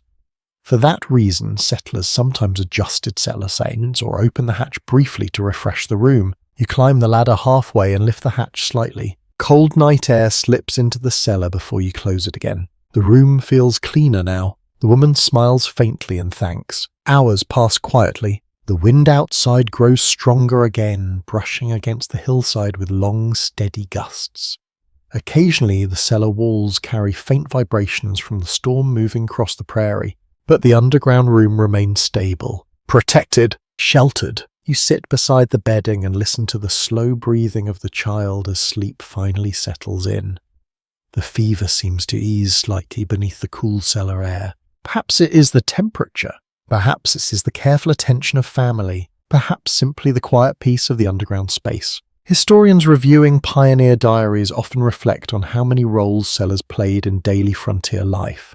They served as storage rooms, storm shelters, and sometimes temporary living spaces. Tonight the cellar becomes something else entirely, a place of watchful care. The lantern burns steadily beside the blankets as the night deepens, and beneath the prairie soil, the quiet room holds its newest responsibility with calm patience. Morning arrives slowly, once again filtering down into the cellar, through the narrow ventilation holes carved high along the walls. The lantern beside you has burned almost to nothing, leaving a faint thread of smoke curling upward into the dim air. You stretch carefully and glance toward the blankets. The child is still sleeping, but they say the breathing sounds calmer now. The fever seems to have eased during the night. The woman sits nearby with quiet relief in her eyes, resting her back against the cool earth wall while holding the empty cup that carried the herbal drink. For now, the cellar has done its job. You climb the ladder and open the hatch to let the first light of morning spill into the room. Cold air drifts down into the underground space, fresh and clean after the long night. Outside, the prairie looks peaceful again. Frost coats the grass in delicate white crystals, and the sky stretches wide and pale above the settlement. A wagon creaks somewhere in the distance as a neighbour begins an early journey across the open land. You leave the hatch open for a moment to let the cellar breathe. Then you climb down again and begin checking the walls. Underground spaces always carried one quiet concern: collapse. The earth surrounding a cellar might feel strong and solid, but soil shifts slowly over time. Rain melting snow or loose ground could weaken the structure if the walls were not supported carefully. You run your fingers along one of the wooden beams supporting the ceiling. It feels sturdy. Still, the man from the cabin arrives with a lantern and begins his own inspection. He taps the beam lightly with a hammer handle and listens to the sound. Solid wood produces a deep, confident knock. Rotting wood sounds dull and hollow. Frontier builders learned quickly that reinforcing cellar walls was essential for long-term safety. Many early dugouts and storage rooms used thick wooden beams to support the ceiling, while planks lined sections of the walls where soil might crumble. Over time, settlers developed better techniques as they gained experience working with the land. You move toward one corner where the dirt wall appears slightly uneven. The man kneels beside it and presses the soil firmly with his palm. A few loose grains fall away, revealing slightly damp clay beneath. Water could weaken cellar walls if it seeped into the surrounding earth. Managing drainage around underground rooms became a crucial part of frontier construction. Builders often dug shallow trenches outside the cellar mound to guide rainwater away from the structure. You glance upward toward the roof beams again. Thousands of pounds of soil rest quietly above. It is an impressive weight when you think about it. One traveller passing through a Nebraska settlement once wrote that stepping into a dugout home gave him the uneasy sensation of sitting beneath a small hill. According to his description, he kept glancing upward as if expecting the roof to slowly sink toward his head. The locals apparently laughed at his nervousness. They trusted the structure far more than he did. You walk along the wall, again a lantern light revealing the careful placement of beams and boards. The builders clearly understood the importance of support even if they lacked modern engineering tools. Most of the time, properly constructed dugouts held up remarkably well. Still, accidents could occur. Old newspaper reports from frontier towns occasionally describe cellar roofs collapsing after heavy spring rains softened the soil above. Such events were not common, but they reminded settlers that underground shelters required regular attention. The man points to a small crack running along one section of the wall. Needs packing, he says calmly. You help gather a bucket of clay soil from outside. The damp mixture is pressed firmly into the crack, filling the gap and strengthening the surface once again. This simple maintenance becomes part of daily frontier life. Checking beams, packing loose soil, watching for signs of shifting ground. You step back and study the repaired section. It blends almost perfectly with the surrounding wall. Scholars studying early homestead remains sometimes struggle to determine exactly how often settlers reinforce their underground rooms. Some sites show extensive repairs and layered supports, while others appear surprisingly simple. The difference likely depended on soil conditions and the experience of the builders. The child stirs on the blankets again. You turn and notice small eyes blinking slowly in the lantern light. The fever seems gone now. A faint smile appears as the child spots the toy horse waiting on the nearby crate. Recovery on the frontier often depended on simple things. Rest, warm food, time. The cellar may have helped by providing stable, cool air during the feverish night. Or perhaps it simply offered a quiet place for healing to begin. You climb the ladder again and step into the morning sunlight. The prairie stretches endlessly around the settlement, calm and bright beneath the rising sun.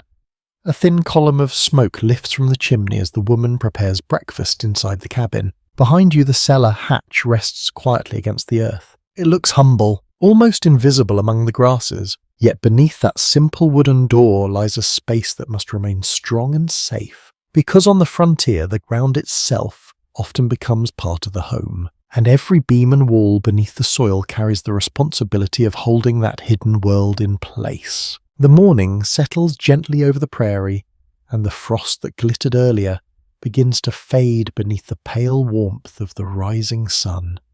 You walk slowly beyond the cabins where the land slopes downward toward a narrow stream that curls through the grasslands like a quiet silver ribbon. From here, the settlement appears small against the vast horizon. A few cabins, a barn, several cellar mounds rising from the soil like patient little hills. Yet this landscape held knowledge long before these buildings arrived. You pause beside a patch of ground where the soil looks slightly darker and more compact. The man walking with you kneels and brushes aside a layer of dry grass. Beneath it lies the faint outline of an old circular depression in the earth. This was here before us, he says. The shape marks the remains of an earlier structure. Long before settlers built their cabins and cellars, indigenous communities across North America developed their own forms of earth-sheltered homes. Many tribes constructed lodges partially dug into the ground using soil as natural insulation against both winter cold and summer heat. These dwellings often included wooden frames covered with earth, creating structures that blended seamlessly with the surrounding land. You crouch beside the shallow depression and run your fingers across the packed soil. It feels solid despite the years that have passed. Accounts from early explorers frequently describe earth lodges built by plains tribes as remarkably warm during winter months. Thick layers of soil surrounding the structure helped to trap heat from fires burning inside. In many ways, the settlers' dugout homes followed a similar principle. The land itself became part of the shelter. You stand and glance across the prairie again. It is easy to imagine a different settlement here long ago. Smoke rising from earth lodges instead of wooden cabins. Families gathering around central fires while the wind moved quietly across the grasslands outside. Knowledge of living with the land developed over generations. Some settlers learned from these earlier traditions. Neighbours sometimes shared practical advice about building shelters, storing food, and understanding seasonal changes in the soil. While cultural differences often created distance between communities, moments of quiet exchanges did occur in certain regions. One old trading post journal mentions a settler who was taught how to line his root cellar with woven reeds to reduce dampness after observing similar techniques used in local earth lodges. Whether that account reflects a widespread practice remains uncertain, but it suggests that frontier survival occasionally depended on shared knowledge across cultures. You walk farther along the stream where the soil rises into a small natural embankment. The man points to the hillside. "Good place for a dugout," he says thoughtfully. Natural slopes provided excellent locations for underground shelters. Builders could carve directly into the side of the hill, allowing the earth above to form part of the roof, while the open side created an entrance. This design required less digging and often produced stronger walls. Early agricultural reports from the plains note that settlers frequently searched for these natural embankments when establishing new homesteads. A hillside offered protection from wind while simplifying the construction of storage cellars and dugout homes. You climb partway up the slope and examine the soil layers exposed by erosion. Dark topsoil gives way to firm clay beneath. Clay often proved ideal for dugout construction because it held its shape well once compacted. Sandy soil, by contrast, could collapse easily without strong wooden reinforcement. Builders learned to read these soil conditions carefully. Modern archaeologists studying abandoned homestead sites sometimes examine these soil layers to understand how settlers chose their building locations. The composition of the earth often reveals why certain dugouts remained stable for decades while others failed more quickly. You sit on a rock near the hillside and watch the prairie wind ripple across the grass. Somewhere beyond the horizon, countless generations once studied the same landscape, learning how the earth behaved through harsh winters and blazing summers. The land offered clues to those willing to observe. A small bird lands on a nearby fence post and tilts its head curiously before flying off again. The quiet moment invites reflection. History often focuses on the arrival of settlers and the growth of frontier towns. Yet beneath those stories lies an older understanding of the land itself. Earth's shelters did not begin with homesteaders. They were part of a much longer relationship between people and the soil beneath their feet. Researchers as today continue exploring how different cultures across the plains developed their own methods of building with the earth. Some techniques appear remarkably similar despite emerging in distant communities. Whether these ideas spread through contact or developed independently remains a topic of ongoing discussion among historians and archaeologists. You stand again and brush dust from your coat. The settlement waits quietly in the distance. Cabins, cellars, dugouts carved carefully into the ground. All of them rely on the same simple truth. The earth can protect those who learn how to work with it. As you walk back toward the homestead, the cellar mounds seem a little different now. They are not just clever frontier inventions. They are part of a much older tradition of shelter built into the land itself. And beneath those humble wooden doors, the quiet underground rooms continue doing what they have always done, holding warmth, holding food, and holding the quiet knowledge of how to live with the soil. The afternoon drifts toward evening again, and the prairie sky stretches wide and pale above the settlement. The wind has softened for the moment, leaving only the faint rustle of dry grass moving across the fields. You stand beside one of the cellar mounds and look toward the horizon. The land appears calm now. But out here, calm never lasts forever. The man beside you squints toward the distant sky, where a faint line of darker clouds gathers along the edge of the prairie.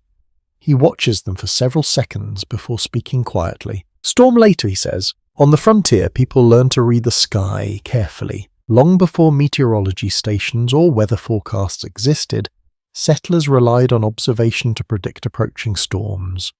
The shape of clouds, the direction of wind, and even the behavior of animals could offer clues about what the next few hours might bring. You notice the air has grown heavier. The breeze carries a slightly warmer scent from the south, and the horizon darkens slowly as the clouds rise higher. Storms on the open plains could arrive with remarkable speed. A calm afternoon might transform into violent weather before nightfall. Thunderstorms, sudden wind squalls, and even tornadoes sometimes appeared with little warning across the flat grasslands. When those storms came, settlers had very few options for protection. That is when underground shelters became essential. You walk with the man toward a large mound of earth located slightly away from the cabins. Unlike the smaller root cellars, this structure appears wider and deeper. A thick wooden door rests against the slope, reinforced with heavy iron hinges. He opens it carefully. The steps descend into a broad underground chamber where the air feels cool and steady. Wooden beams support the roof and benches line the walls where people could sit during dangerous weather. This is not a pantry, it is a storm shelter. Frontier communities across the plains eventually began building dedicated underground refuges after experiencing several severe storms. These shelters offered protection from powerful winds that could destroy cabins and barns above ground. The thick layers of soil surrounding the chamber absorbed much of the force from flying debris and violent gusts. You walk slowly through the room, lantern light revealing the sturdy beams and packed dirt walls. The shelter feels chill.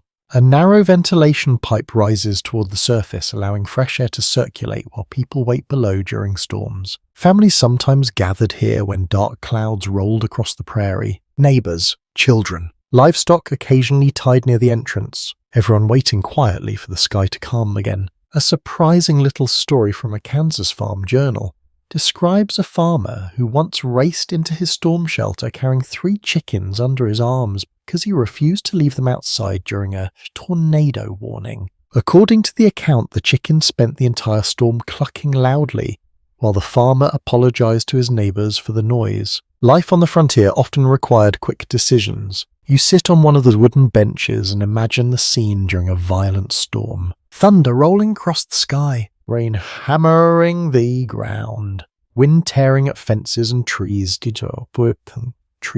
Down here beneath the earth, people would sit together listening to the storm rage above. The soil walls might tremble slightly with each gust, but the shelter would remain steady. You glance toward the ceiling beams. Strong wood supports the packed earth above. Builders place these beams carefully to distribute the weight of the soil evenly across the structure. Without proper support, underground rooms could collapse under pressure from shifting ground or heavy rain. Early settlement records mention how communities gradually improved these designs over time. At first, many shelters were simple pits dug quickly into the earth. Later versions became more sophisticated, including stronger beams, drainage trenches, and reinforced entrances. Experience to appeal the architecture of survival. You step toward the door and climb halfway up the stairs. Outside, the sky has darkened further. Clouds now stretch across the horizon in towering shapes that glow faintly beneath the fading sun. The wind returns brushing through the grass with a low, restless sound. The man watches the sky again. Storm signs are clearer now. Settlers often described a strange stillness that sometimes arrived just before powerful storms. The air would feel heavy, almost silent, as if the prairie itself were holding its breath. You notice that quiet now. Even the birds have grown silent. Modern researchers studying early weather accounts still examine how settlers recognize these atmospheric changes. Some descriptions align closely with what meteorologists now understand about storm formation, though frontier observers lacked the scientific tools to fully explain what they saw. Still, experience gave them practical knowledge. When the sky looked like this, people prepared. You descend the steps again and close the shelter door behind you. The lantern light spreads softly across the room. The benches remain empty for now, but if the clouds continue building, neighbors may soon gather here to wait out whatever the prairie decides to deliver. You sit quietly for a moment and listen. The underground chamber feels calm and secure. Above the soil, the wind rises once again, and somewhere beyond the darkening horizon, the next frontier storm begins its long journey toward the settlement. The wind continues rising through the evening, though the storm itself never quite reaches the settlement. The dark clouds that gathered on the horizon eventually drift north, leaving the prairie beneath a wide, cold sky filled with stars. By morning, the land feels quiet again. You step outside the cabin and watch pale sunlight spread across the frost-covered grass. The air carries that familiar crisp smell of winter earth and distant smoke. The cellar hatch rests exactly where you left it yesterday. Solid, reliable, waiting. The man joins you beside the mound and lifts the door slowly. The hinges creak softly as cool underground air drifts upward to greet the morning. You climb down the ladder once more. The cellar greets you with the same steady temperature it has held for weeks. The shelves remain lined with vegetables and jars, every item sitting exactly where it was placed during the autumn harvest. This quiet room represents months of careful preparation. For frontier families, the period between late autumn and early spring could stretch into a long test of patience. Fresh food disappeared quickly once frost arrived, leaving household dependent on whatever supplies they had managed to store before winter tightened its grip. A successful harvest meant security. A poor one meant difficult months ahead. You move toward a crate filled with potatoes and pick one up. The skin feels firm and cool in your hand. Even after weeks underground, the vegetable remains solid and ready for cooking. Root crops proved especially valuable during frontier winters. Potatoes, carrots, turnips, and beets could last for months when stored properly in cool, dark spaces like this cellar. Packed in sand or straw, they resisted freezing and retained enough moisture to remain edible long after harvest season ended. Early farm records from prairie settlements frequently mention root vegetables as the backbone of winter survival. You place the potato back into the crate and glance toward the shelves of jars nearby. Pickled cucumbers, preserved beans, cabbage sealed in brine. Each jar holds the memory of warmer months when gardens produced more food than a family could eat immediately. Preserving that abundance required effort. Boiling water, sterilizing containers, measuring salt and vinegar carefully. All of that work allowed the cellar to become a quiet pantry for the future. You sit on a wooden crate and study the shelves. Some jars contain fruit preserved in syrup. Apple slices float gently inside glass containers that catch the lantern light with soft reflections. Sugar was precious on the frontier, often purchased at trading posts or brought long distances by wagon. When families used it for preserving fruit, they did so with careful consideration. Sweet food during winter became a small luxury. One curious story from an Iowa homestead diary tells of a family who hid their last jar of preserved peaches behind a row of turnips so visiting neighbors would not accidentally discover it and politely expect to share. Frontier hospitality was important, but sometimes a household saved a special treat for itself. You smile at the thought and stand again. The cellar feels calm today, its cool air steady and dry, but even well-stocked storage rooms slowly emptied as winter progressed. Each meal taken from the shelves meant supplies grew slightly smaller. Families often kept careful mental records of their remaining food. How many sacks of grain were left? How many jars still filled the shelves? How long the potatoes might last? These calculations guided daily meals throughout the cold months. Researchers examining agricultural journals from the 19th century note how closely farmers monitored their winter stores. A well-managed cellar could stretch supplies until early spring planting began. But mistakes in planning sometimes forced families to ration food carefully during the final weeks of winter. You walk toward the back wall, where several barrels stand sealed with wooden lids. The man lifts one slightly and nods. Salt pork remains inside. Cured meat stored in salt could last for many months without spoiling. The process drew moisture from the meat and created an environment where bacteria struggled to grow. While the flavor might become quite strong over time, the preserved pork provided valuable protein during the long winter season. You lean against the dirt wall and listen. The cellar carries its usual quiet hum of faint sounds. The wooden beams creak slightly as the temperature shifts. Somewhere near the grain sacks, a mousetrap snaps softly, signaling another tiny intruder has been caught during the night. Life continues underground, even when the shelves appear still. Above the cellar, the prairie begins warming slowly under the rising sun. But down here, the temperature hardly changes. That consistency was exactly what settlers depended on. Experts studying early food storage methods often point out that underground cellars maintain temperatures close to the average yearly ground temperature in the region. This natural stability protected stored food from both freezing winter nights and sudden warm spells. Without electricity or refrigeration, the soil itself became the most reliable cooling system available. You climb the ladder again and step into the sunlight. The prairie stretches endlessly around the settlement. Grass moves gently beneath the morning breeze. Smoke drifts from the cabin chimney as breakfast begins to cook. Behind you, the cellar door closes with its familiar wooden sound. Inside that quiet room beneath the earth, the harvest of last year continues waiting patiently, and every meal taken from those shelves carries the family one day closer to spring. Morning air moves gently across the prairie, carrying the faint scent of cold soil and a distant wood smoke. The settlement has already begun its quiet routines for the day. A wagon wheel creaks somewhere beyond the fence. Chickens scratch near the edge of the yard. You walk once more toward the cellar mound beside the cabin. The door lifts with its familiar creak and you descend into the steady coolness below. At first the cellar feels unchanged. The shelves stand neatly against the walls. Potatoes fill their crates. Jars reflect the lantern light with soft glimmers. Yet as you stand still for a moment, you begin to notice something subtle. The air moves. Not strongly, not like a breeze sweeping across open land, but with a faint, slow circulation that you can feel against your face if you remain quiet long enough. Underground space is needed to breathe. Without airflow, the cellar could become damp and stale. Vegetables might rot, mold might spread along the walls. Even the people entering the room would quickly notice the heavy quality of trapped air. You lift the lantern and look upward towards the small openings near the ceiling. These ventilation holes appear simple, but they perform an essential function. Fresh air enters slowly while warmer air rises and escapes through narrow shafts leading to the surface. Farm journals from the 19th century often mention how carefully settlers managed cellar ventilation to preserve their harvest.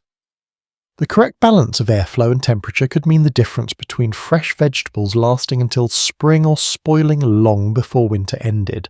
You walk toward one of the vents and hold the lantern near the opening. A thin thread of daylight glows through the narrow shaft, revealing dust particles drifting lazily in the slow-moving air. Outside, the wind must be moving across the prairie again, drawing stale air upward and pulling fresh air gently into the cellar. This quiet circulation keeps the room alive. You return the lantern to a nearby shelf and examine the jars once more. The preserved vegetables sit calmly in their glass containers, protected from light and heat. But even sealed jars benefited from proper airflow around them.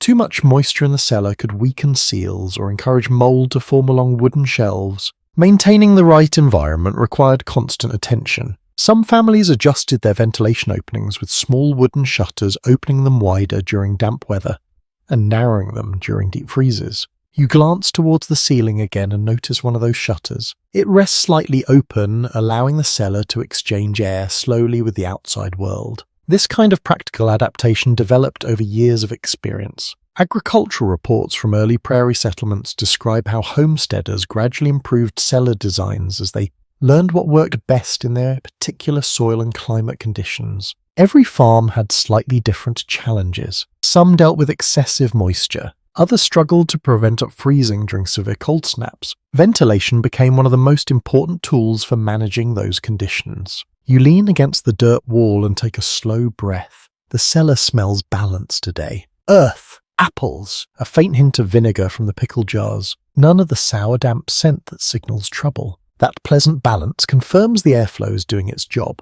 One unusual story from a Minnesota homestead journal tells of a farmer who once forgot to open his cellar vents after sealing the room tightly for several weeks during a harsh winter storm.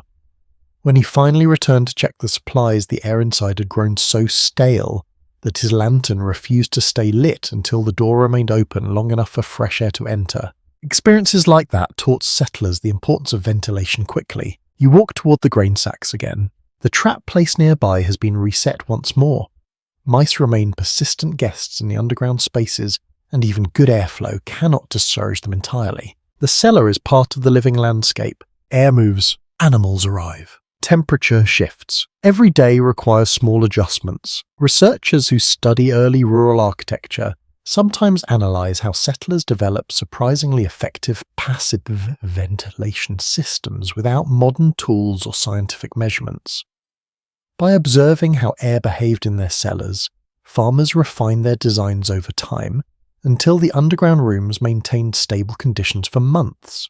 It was a form of practical engineering guided by observation rather than formal training. You sit briefly on the wooden crate near the ladder. Above you, the prairie wind continues continues its endless travel across the grasslands. Down here, the soil filters that movement into a quiet breath that drifts through the room. The cellar inhales, then exhales, slowly, almost like a living space. You close your eyes and listen. The faint creak of beams, a soft whisper of air passing through the vent shaft, the distant thud of boots crossing the cabin floor above. Every sound feels muted and gentle beneath the earth. When you open your eyes again, the lantern flame flickers once as a small current of air passes through the room. The cellar continues its quiet work, preserving food, protecting supplies, balancing temperature and moisture through careful airflow. You climb the ladder and push the hatch open once more. Sunlight floods the opening bright and sharp compared to the dim underground world. The prairie stretches wide beneath the sky and the wind lifts your coat as you step onto the grass. Behind you, the cellar door closes again. Inside that quiet chamber beneath the soil, the air continues its slow, invisible circulation, keeping the hidden heart of the frontier alive. The cellar door settles close behind you, and the prairie wind greets you once more. The air carries a faint scent of distant snow, though the sky above remains wide and pale. Winter lingers across the land in quiet patience. You walk toward the cabin where the morning fire crackles softly in the stove. Inside, the room glows with warm light reflecting off wooden walls that have darkened over years of smoke and use. Life above ground always feels louder. Boots scrape the floor. Pots rattle softly on the hearth. The wind presses against the cabin walls with restless curiosity. Down in the cellar, everything slows. That difference is exactly why underground spaces sometimes offered something unexpected on the frontier: privacy. You notice the man step quietly toward the trapdoor in the cabin floor. He lifts it slowly and gestures for you to follow. The ladder leads once again into the cool, dim cellar beneath the house. The moment you descend, the outside world fades slightly. The sounds from the cabin soften into distant thumps above the beams. Even the wind loses most of its voice as the soil absorbs its energy. You sit on a crate near the shelves and listen. The cellar feels calm, isolated. Frontier homes rarely offered many opportunities for solitude. Most cabins contained only 1 or 2 rooms where entire families slept, cooked, and worked together. Privacy was a luxury that few homesteaders experienced regularly. In spaces like this cellar, however, quiet moments sometimes became possible. Many pioneer letters mention people stepping into root cellars simply to escape the constant activity of crowded cabins. A short trip underground could provide a few minutes of calm away from conversation, chores, and noise. You lean back against the dirt wall and feel the cool soil supporting your shoulders. The temperature remains steady as always. Lantern light flickers gently against the shelves, illuminating jars of preserved vegetables and bundles of dried herbs hanging from wooden pegs. The cellar feels almost like a hidden room separate from the rest of the household. The man pulls a small folded paper from his coat pocket and sits beside the lantern. A letter. He unfolds it slowly and begins reading in silence. Letters from distant relatives carried enormous emotional weight on the frontier.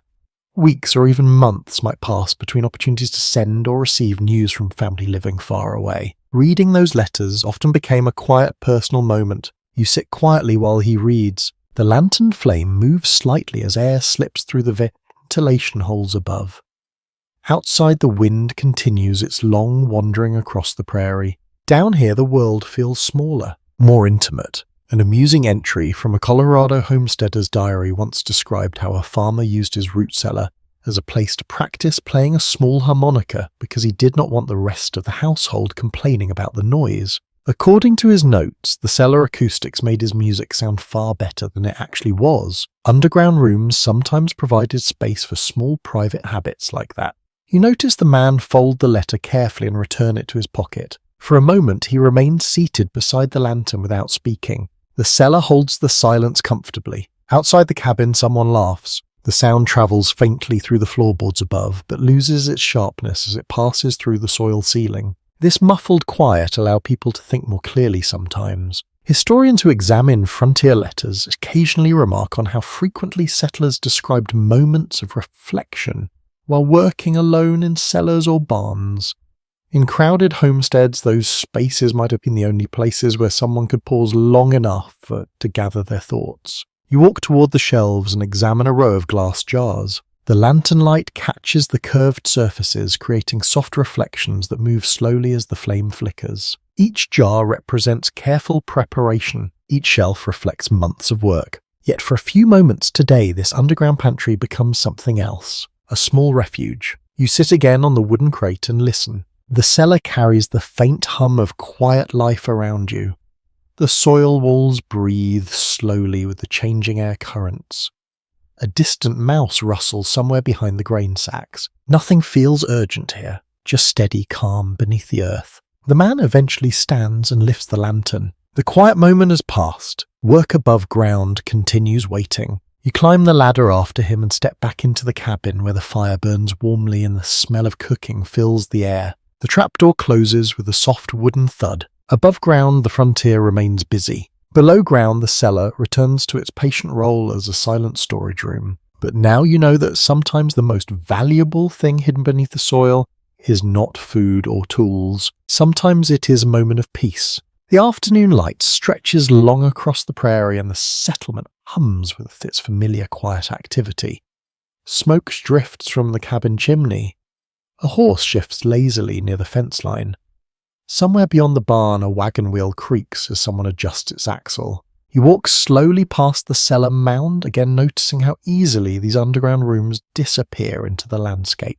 From a distance, they look like little more than bumps in the soil. Yet beneath those doors, stories travel just as easily as air. You open the cellar hatch and descend once more into the dim, cool space below. The lantern light spreads gently across the shelves. Potatoes rest in their crates. Glass jars glow softly against the earthen walls. The cellar smells faintly of vinegar apples and damp soil. You sit on the crate near the ladder and listen. Moments later, the hatch opens again. Another man climbs down, brushing dust from his boots before stepping into the room. He carries a folded newspaper tucked beneath his arm. Visitors were common on the frontier. Neighbours often travelled miles to share supplies, borrow tools, or simply exchange news about the wider world. With towns scattered far apart across the plains, information moved slowly, and conversation became an important way of spreading it. The cellar, quiet and sheltered, often served as a convenient place for such talks. The two men sit beside the lantern while the newspaper unfolds between them. Printed pages carried rare glimpses of distant cities and events.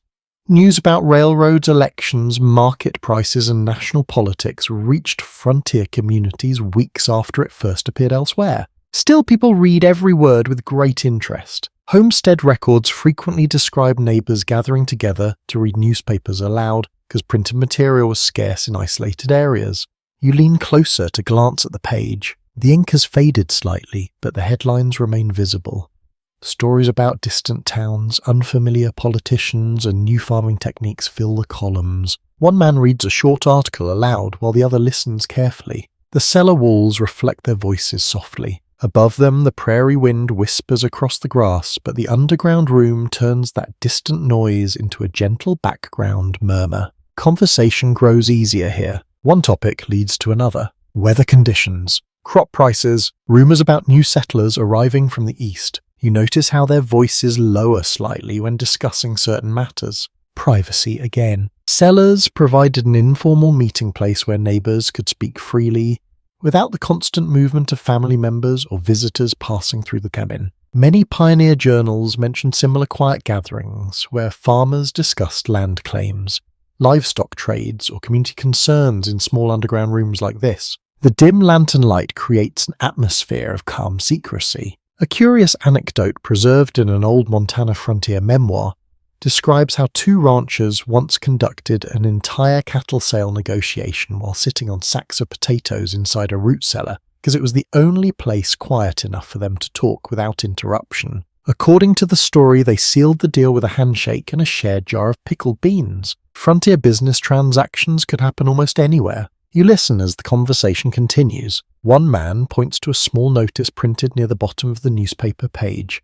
It describes new railroad construction hundreds of miles away. Railroads represented both opportunity and uncertainty for frontier settlements.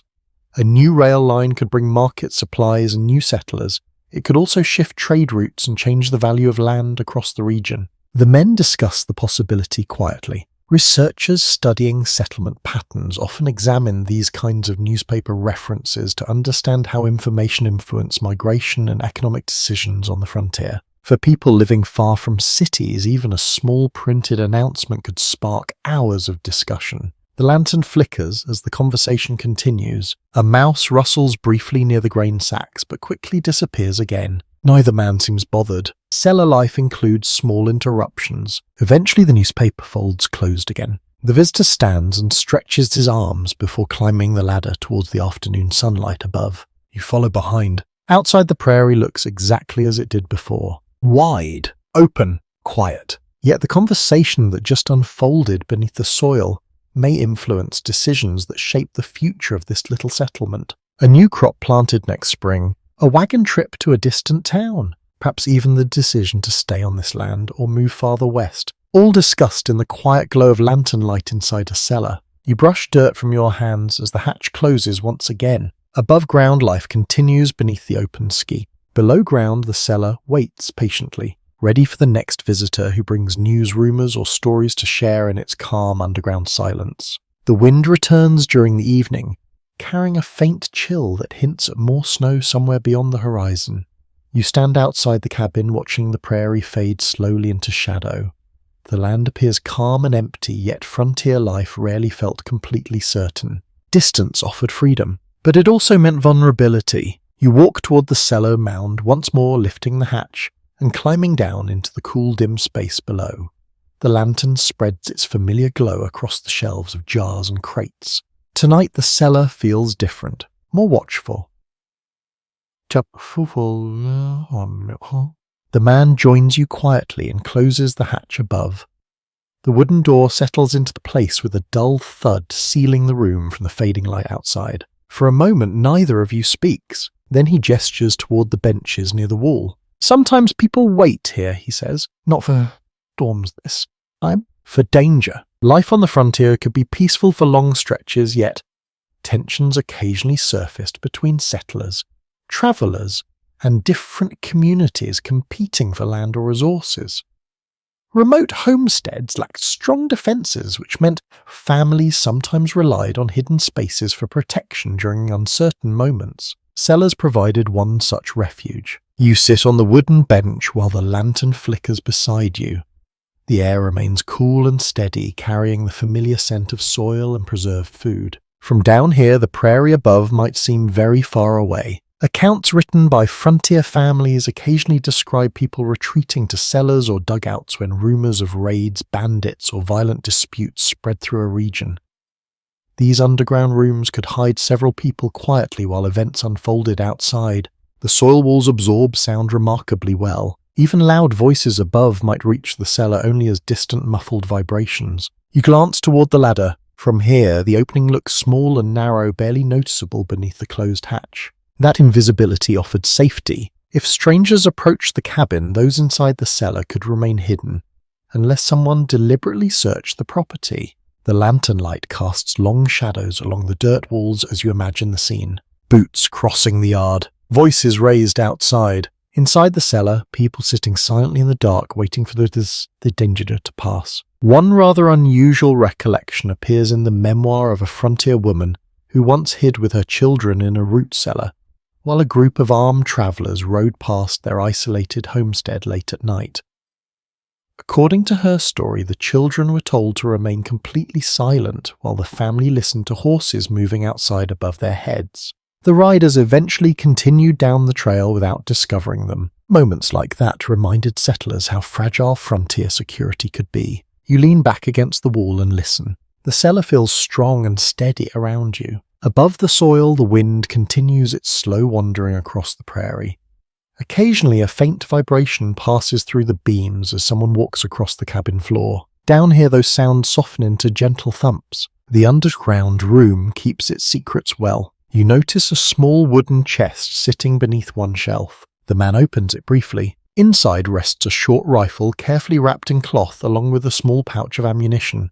The lid closes again after only a quick glance. Weapons were rarely far away in frontier households. not always for conflict, but for hunting protection from predators and general security in isolated areas. Documents from rural communities across the plains frequently mention families keeping firearms stored near cellar entrances where they could be reached quickly if needed. Preparedness offered peace of mind. You stand and walk slowly towards the back wall where the lantern light grows dimmer. The earth feels cool beneath your palm. The cellar remains quiet. Archers who study frontier settlement patterns sometimes examine how frequently families relied on underground shelters during periods of tension. Written accounts suggest it happened occasionally, though the exact frequency varies widely depending on location and historical circumstances. Some regions experienced long, peaceful stretches. Others faced more frequent uncertainty. For the people living here, the cellar provided an option, a place to wait, a place to hide, a place where the soil itself helped shield them from whatever might unfold above. You return to the bench and sit again. The lantern flame moves gently as air slips through the ventilation holes.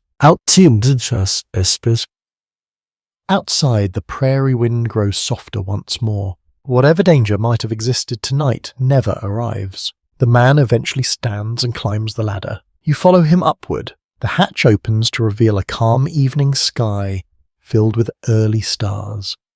The settlement rests quietly beneath their pale glow. The only sounds are distant cattle shifting in their pen and the steady crackle of the cabin fire. No strangers, no conflict, just the endless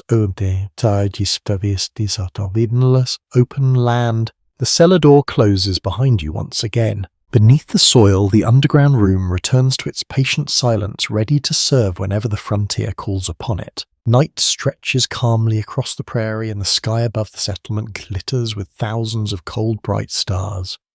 The wind has quieted again, leaving the grass nearly still beneath the pale moonlight. You stand for a moment beside the cellar mound before lifting the hatch. The familiar ladder descends into darkness. Lantern light soon fills the underground room once more, revealing the shelves, crates, and earthen walls that you have come to know so well. Tonight the cellar feels deeper somehow. Perhaps it is the silence. You climb down and close the hatch gently behind you. The faint glow of the lantern casts long shadows against the dirt walls, and the small ventilation holes allow only the softest whisper of air to pass through. You sit on the wooden crate and look around. There is something about being underground that changes how a person feels. Above ground, the prairie stretches endlessly in every direction. The sky feels enormous. The horizon seems almost limitless. Down here, the world becomes small, contained, protected, but also enclosed. Living beneath the soil carried a quiet psychological weight for many settlers.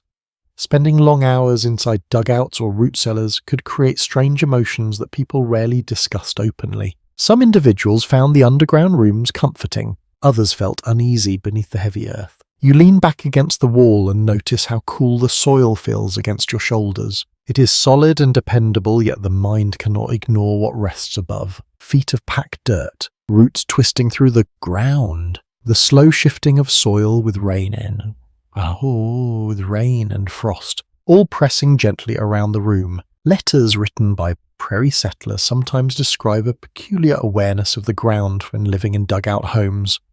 One farmer wrote that during his first winter he often imagined the hill slowly settling down on top of him as he slept. Eventually he grew used to the feeling. Still, the awareness never disappeared completely. You close your eyes for a moment and listen. The cellar carries faint echoes of life from above. A soft thud from someone crossing the cabin floor. The distant snort of a horse outside. Yet the soil muffles these sounds into something almost dreamlike. You open your eyes again and study the ceiling beams. The wooden supports appear strong and well placed. The builders clearly trusted their work. But underground spaces all years carried a small element of uncertainty. The earth is never perfectly still. Rain softens soil. Winter frost expands and contracts the ground. Roots slowly push their way through the dirt over time. Because of this, some settlers reportedly preferred sleeping above ground even during harsh weather, simply because they felt more comfortable under open sky. Other families embraced the security of earth-sheltered homes and rarely thought about the weight of the soil at all. Modern historians continue examining these contrasting descriptions found in pioneer journals. Some writings praise dugout homes for their warmth and protection, while others hint at a subtle discomfort caused by living underground for extended periods. The emotional experience likely varied from person to person. You stand and walk slowly across the cellar. Lantern light reveals the shelves once more. Potatoes rest in their crates. Onions hang quietly along the wall. Jars of preserved vegetables glow faintly through their glass containers. The room feels calm and orderly. Yet the underground setting creates a strange sense of separation from the outside world. It is easy to lose track of Tim here. The lantern flickers again as a small current of air drifts through the ventilation hole above.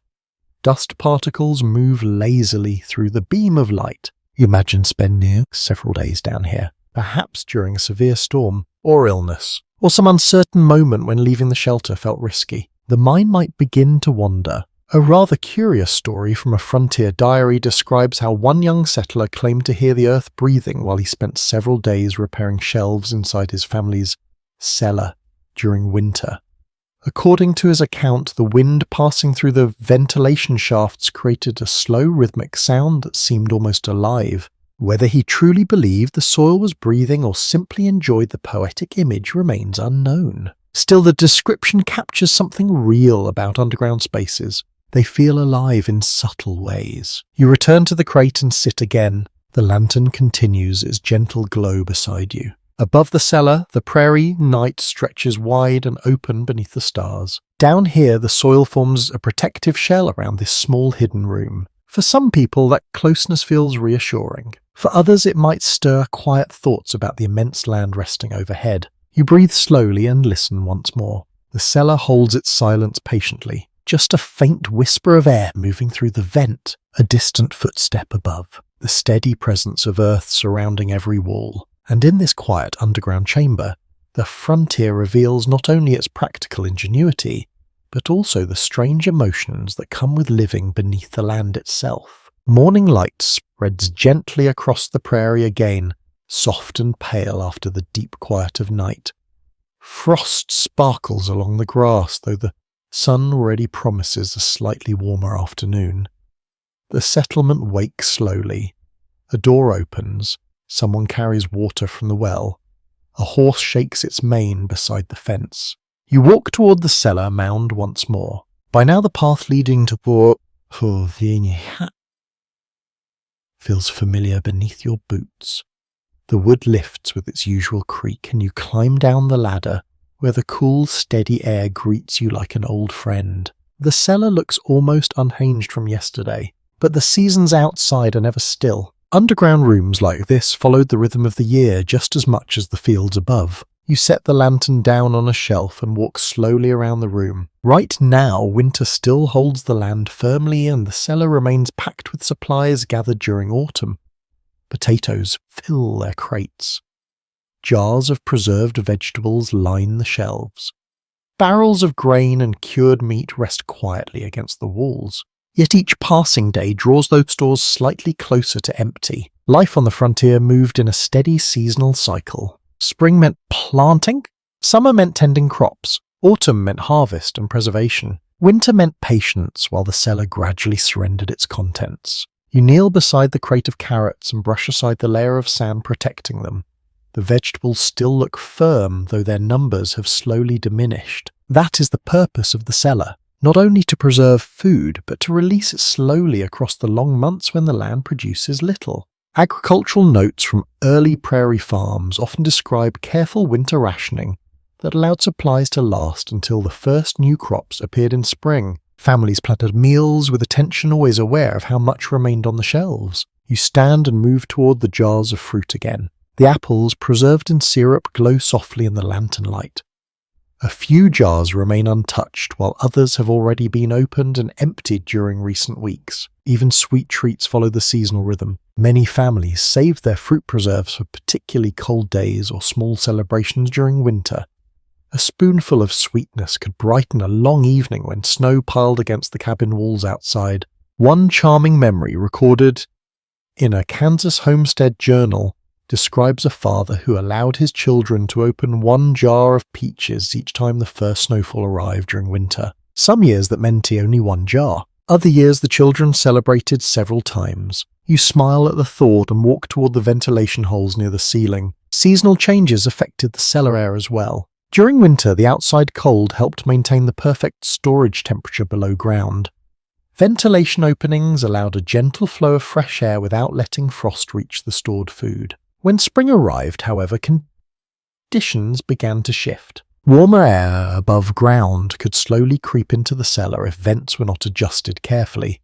Moisture levels also changed as melting snow soaked into the surrounding soil. Managing those seasonal transitions required attention. Farmers often closed certain ventilation openings during the early spring thaw to prevent warm air from spoiling remaining supplies too quickly. You lift the lantern and examine the small wooden shutters covering one vent. It rests halfway closed. The man must have adjusted it recently. Practical details like that helped cellars remain useful throughout the entire year, rather than only during winter. You sit on the crate again and listen. The cellar feels steady and calm, but above ground the land slowly prepares for change. Soon snow will melt, grass will turn green again, fields will be ploughed and planted, and the cellar will begin receiving new harvests to replace the stores of the past season. Researchers studying abandoned homestead sites sometimes analyze the layers of seeds and plant remains left behind in old cellars.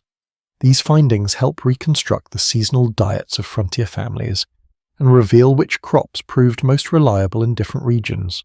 Potatoes appear frequently, so do beans, corn and root vegetables suited to long storage. The cellar reflects the agricultural choices of the land around it. You run your hand along the dirt wall and feel the cool, packed soil beneath your fingers. For now, winter still holds the prairie, but underground the rhythm of the seasons continues quietly. Each jar opened, each crate slowly emptied, each meal bringing the household one day closer to the moment when fresh crops return to the fields above. You climb the ladder and push the hatch open. Sunlight pours into the cellar entrance, bright and welcoming after the dim underground space. Outside the prairie stretches endlessly, once again the wind moving softly across the grass. The cellar door closes behind you. Inside that quiet room beneath the soil, the slow seasonal dance of survival continues. Waiting patiently for spring, night settles once again across the prairie, and the settlement slowly fades into the quiet rhythm that follows the end of the day. The wind has calmed, leaving the air still beneath the wide stretch of stars. A thin line of smoke curls upward from the cabin chimney as the last warmth of the evening fire drifts into the cold sky. You step outside with a lantern in your hand. The glass chimney glows softly, casting a small circle of golden light across the frost-covered ground. Beyond that circle, the prairie disappears into shadow. Many frontier chores continued long after sunset. Daylight hours were often spent tending animals, cutting wood, repairing fences, and managing crops when the season allowed. That left certain smaller tasks to be completed at night, when the land finally grew quiet. You walk toward the cellar mound and lift the hatch. Cool air rises to meet the lantern light as you descend the ladder into the familiar underground room. The cellar greets you with its steady calm.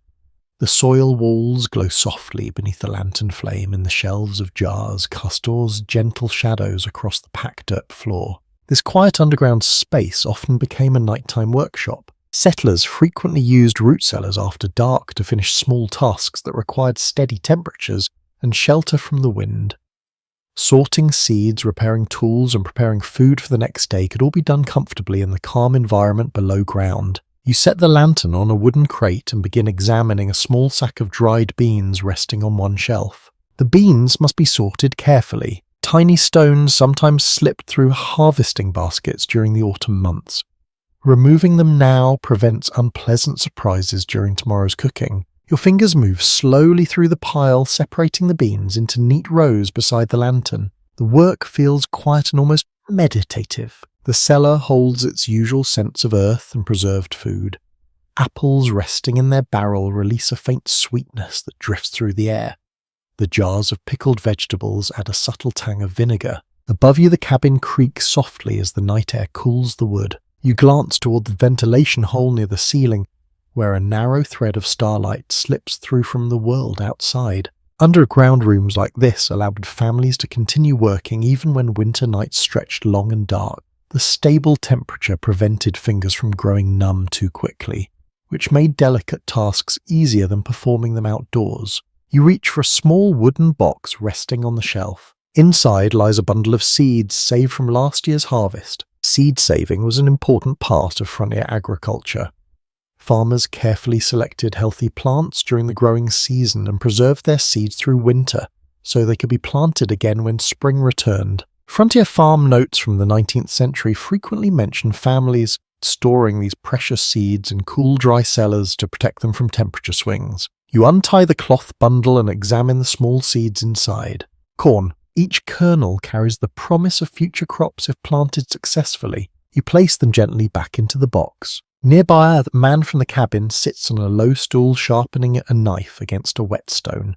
The metal blade slides across the stone with a slow rhythmic sound. Shk, shk. Tool maintenance rarely waited for daylight. A sharp knife made cooking easier. A well-maintained axe made woodcutting safer. Frontier families devoted many evening hours to repairing and sharpening their equipment. The cellar offered shelter from the cold wind while that work continued. The lantern flickers slightly as air drifts through the vent. Shadows move slowly across the dirt walls. One unusual recollection preserved in a Wyoming homestead diary describes a farmer who spent entire winter evenings in his cellar, carving small wooden toys for his children by lantern light.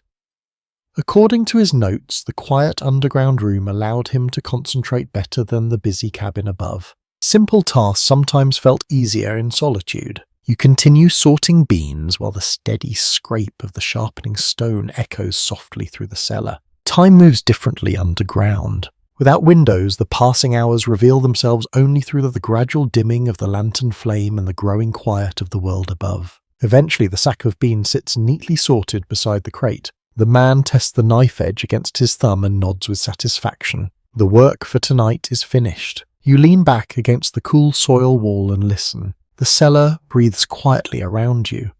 The ventilation hole allows a faint whisper of night air to drift inside. Somewhere near the grain sacks, a mouse rustles briefly before falling silent again. Outside, bordered prairie beds its endless sky. Inside the cellar, the lantern flame continues its gentle glow. The underground room has served once more as a quiet place for patient work while the frontier sleeps. You lift the lantern and climb the ladder slowly. The hatch opens to reveal the calm, starlit prairie waiting above. Behind you, the cellar returns to darkness, its shelves of food and tools resting quietly until the next task calls someone back beneath the soil. The lantern light fades behind you as the cellar door closes and the prairie greets you with its wide, silent night. Frost glitters across the grass beneath the moon, and the distant hills appear as dark shapes resting against the sky. You stand for a moment beside the cellar mound and listen. A faint sound drifts across the yard, a low, restless shuffle. You turn toward the barn. The animals have begun to stir. Winter nights often brought challenges for livestock on the frontier. Horses, cows, and chickens depended heavily on the protection of barns and shelters during cold weather. Yet extreme storms sometimes pushed farmers to improvise when temperatures dropped dangerously low. You walk toward the barn where the man is already checking the animals. A horse snorts softly as he enters the stall. The breath rising from its nostrils forms pale clouds in the cold air. He rubs the animal's neck and speaks quietly while examining the door latch. Then he glances toward the cellar mound. Warmer down there, he says thoughtfully. On especially harsh nights, some settlers temporarily sheltered smaller animals near cellular entrances or inside unused dugout spaces where temperatures remain more stable than outside. The earth surrounding those underground rooms helped protect living creatures from brutal wind and freezing air. You follow him as he leads a pair of chickens from the barn. Their feathers puff out like small round clouds as they shuffle reluctantly through thin frost. Instead of returning them to the coop, he carries them toward the cellar. The hatch opens again. Lantern light spills down the ladder as the chickens are placed gently on the cellar floor near the wall. They settle quickly into the straw bedding spread earlier beside the crates of vegetables. The room grows slightly noisier now. Soft clucks echo against the earthen walls. The chickens appear perfectly comfortable with their temporary underground shelter. Frontier farm accounts occasionally describe similar arrangements when winter temperatures fell too low for animals to remain safely outside. Dugouts, root cellars, and other sheltered spaces sometimes doubled as emergency barns for smaller livestock. It was not an ideal solution, but necessity often guided such decisions. You sit on the crate and watch the birds explore their surroundings. One hops carefully onto the edge of a potato crate before settling down again with a contented rustle of feathers. The lantern flickers gently. The cellar now carries a slightly different scent as the animals adjust to their new surroundings. A peculiar story preserved in an old Nebraska farming letter recounts how a settler once brought his young goat into the root cellar during a blizzard because the barn roof had begun to collapse under heavy snow. According to the letter, the goat spent the entire night chewing on the farmer's hat while he tried to sleep. Frontier improvisation sometimes created strange house guests. You glance toward the ventilation hole where the cold night air drifts slowly through the opening. Despite the new occupants, the cellar remains surprisingly calm. The steady underground temperature prevents the bitter cold outside from reaching the animals.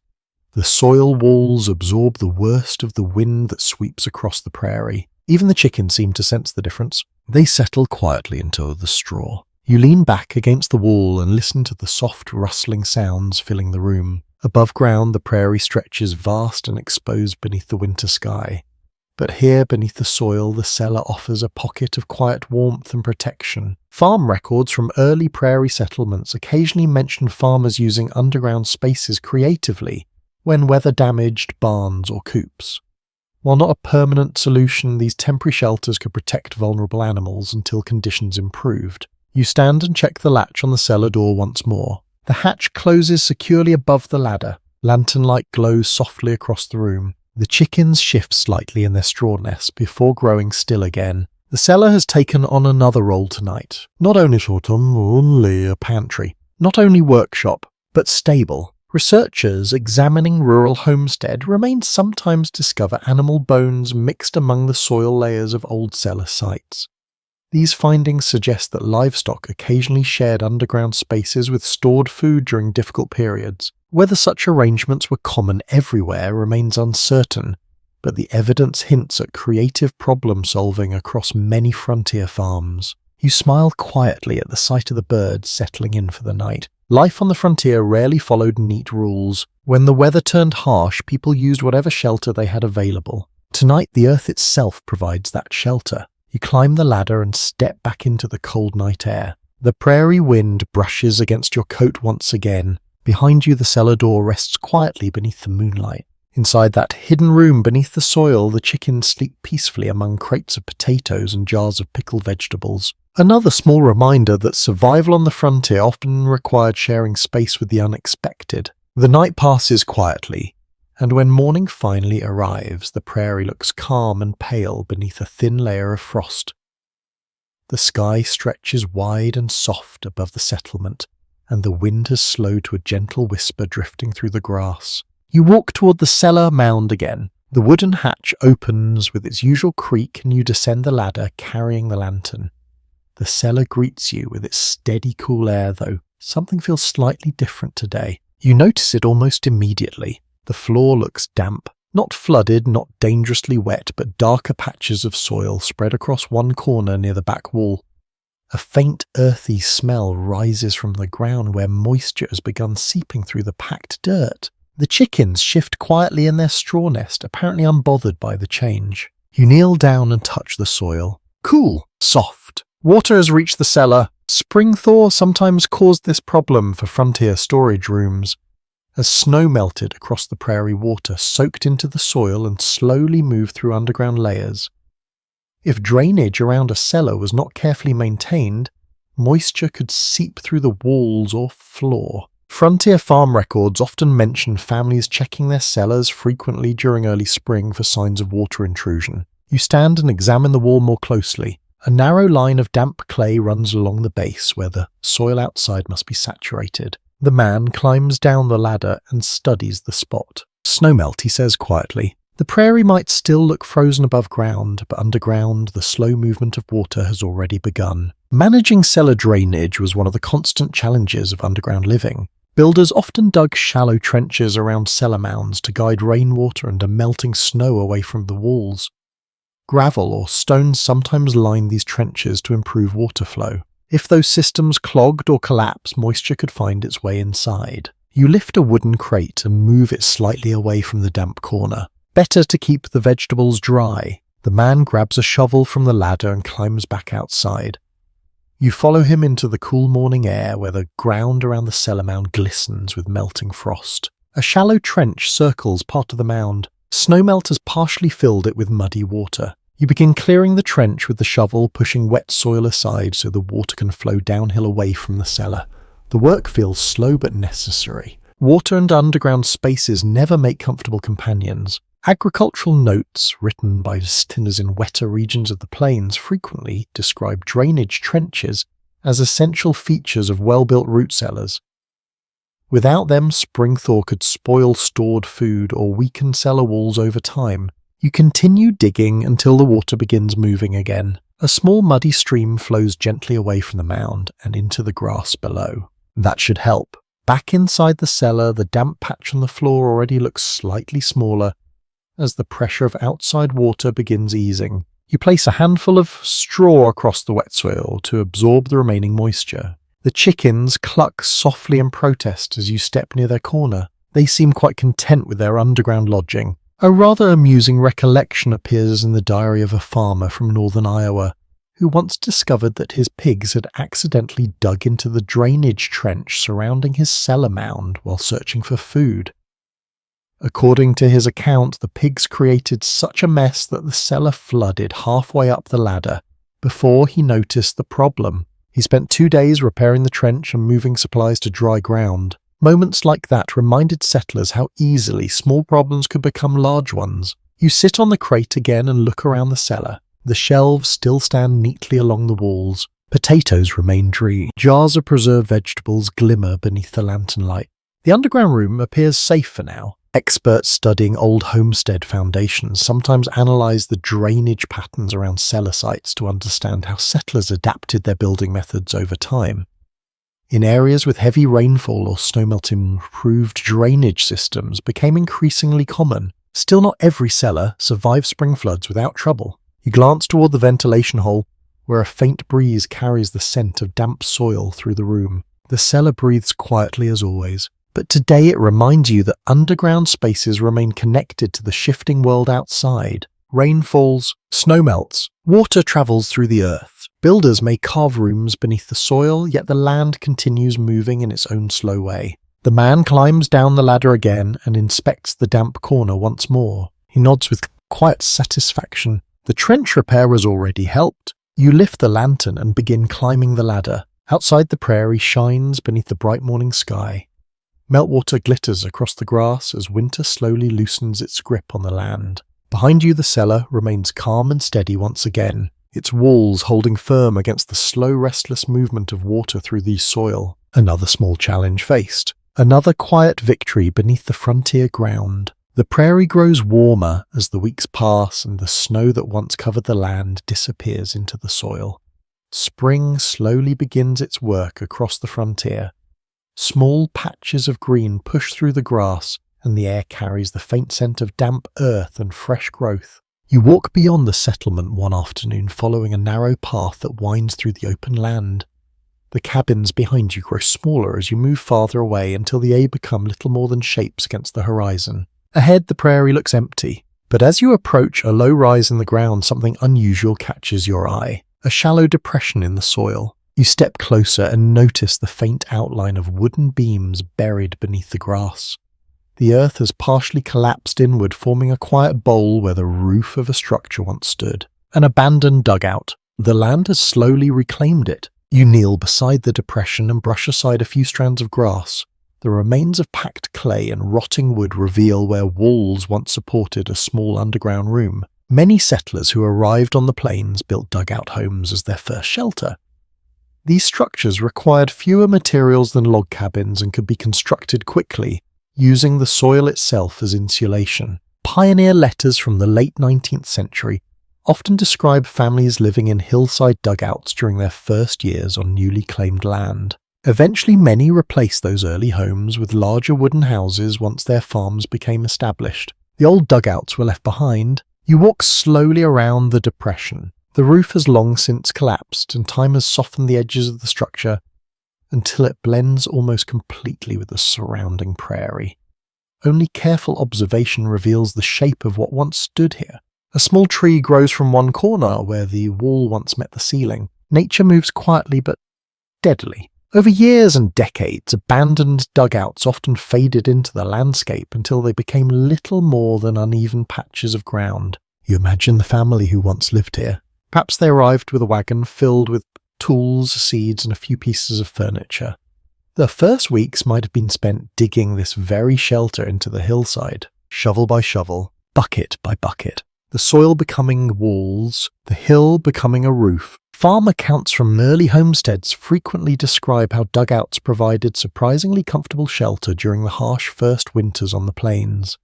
The earth surrounding the room helped maintain warmth while protecting residents from the relentless prairie wind. For many settlers, these underground homes made survival possible until stronger buildings could be constructed. You sit on a nearby rock and study the quiet hollow. It feels peaceful now. Grass moves gently in the breeze above the old roofline. Birds pass overhead without noticing the history beneath their wings. Yet this shallow depression once held an entire household. Beds, a stove, a stove, perhaps shelves of food stored along the walls. A rather curious story preserved in a South Dakota settler's memoir describes how one family continued living in their dugout for nearly 8 years because they discovered it remained cooler during summer than the wooden house they planned to build. According to the writer, the children even complained when the family finally moved into the new structure. Comfort can appear in unexpected forms. You stand and walk along the slope again.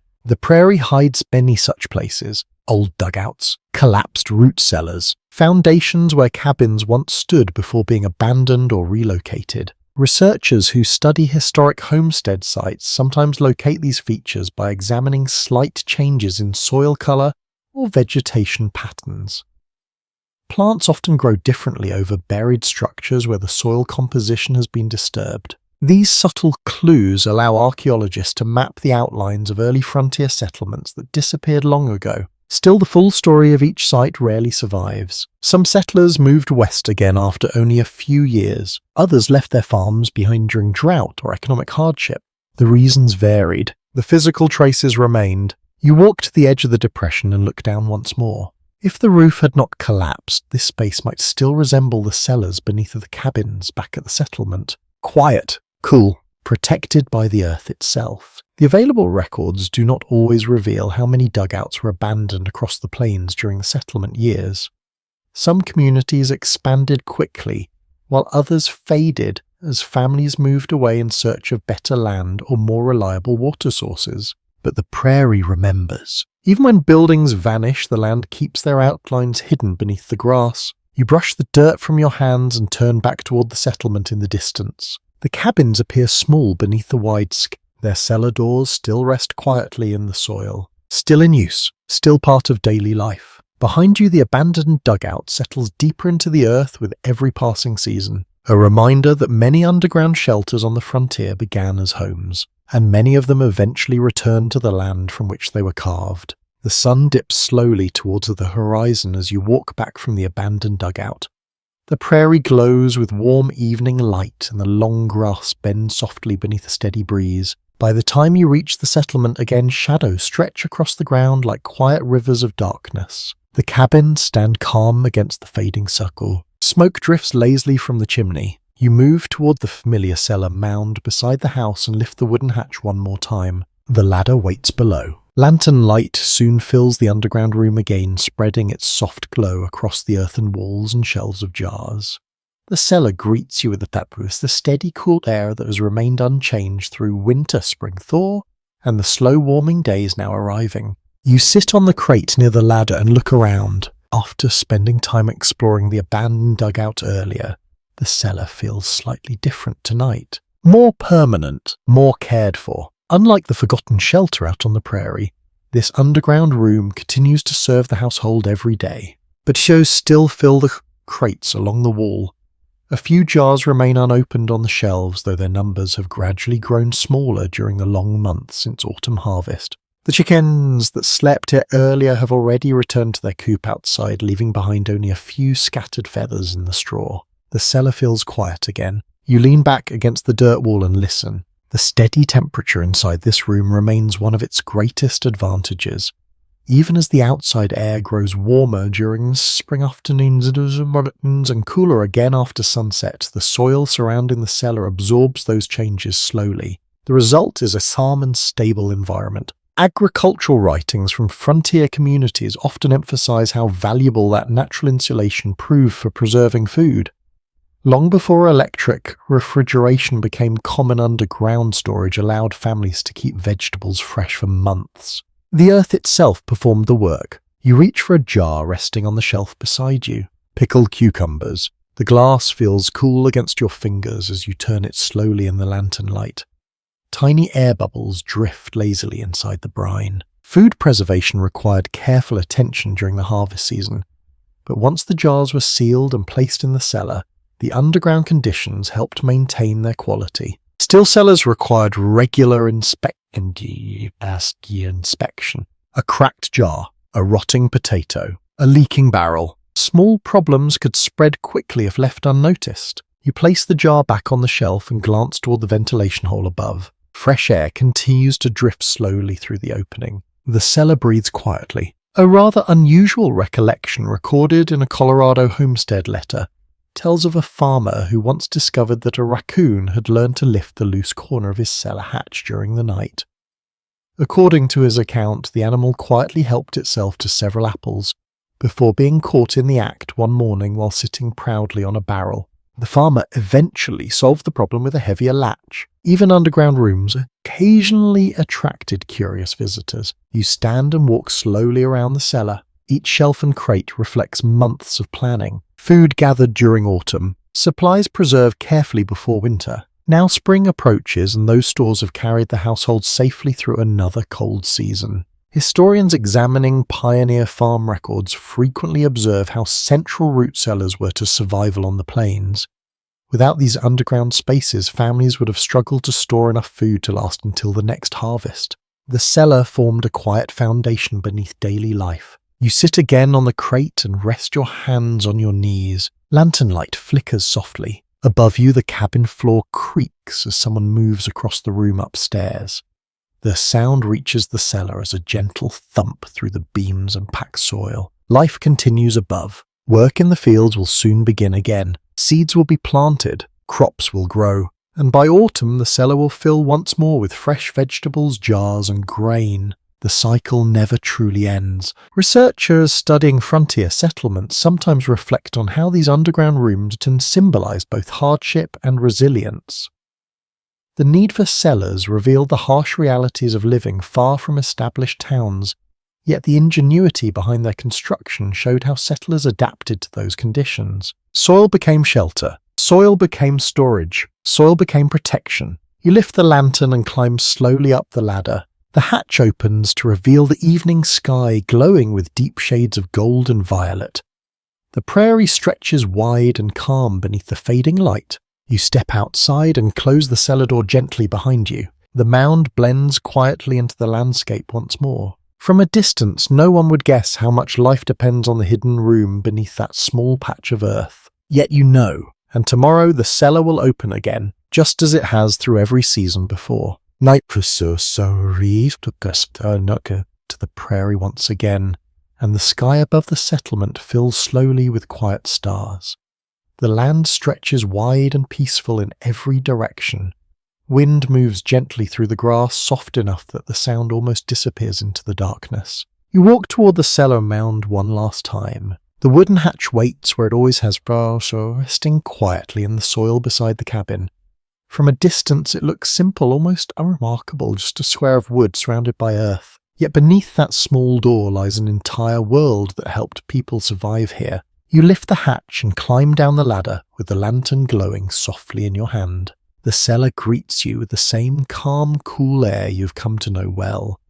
The shelves still hold their jars and crates. The dirt walls remain strong and steady.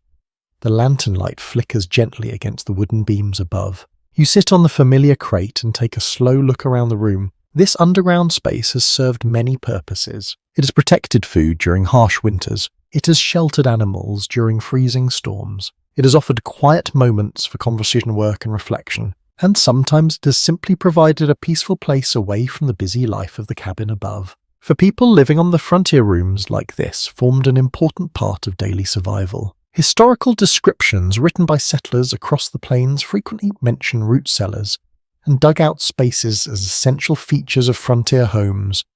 Without them, storing food through the long winter months would have been far more difficult. The earth itself made survival possible. You run your hand along the packed dirt wall beside you. The soil feels cool and solid. It has held this room together through storms, snow, spring, thaw, and the quiet passage of time. Yet even the strongest cellar remains part of the living landscape around it. Rain falls, roots grow, soil shifts slowly with the seasons. The underground shelter exists in quiet partnership with the land above. You glance toward the ventilation hole near the ceiling, where a faint breath of night air drifts through the shaft. The lantern flame bends slightly as the air moves past. It's easy to imagine how many evenings people once spent in rooms like this across the frontier. Farmers checking their stored crops, families gathering during storms, children listening to the muffled sound of rain falling above the soil. One gentle memory recorded in a homesteader's journal tells of a grandmother who liked to sit in the root cellar during hot summer afternoons because the cool underground air reminded her of the stone houses she had known in Europe before travelling west.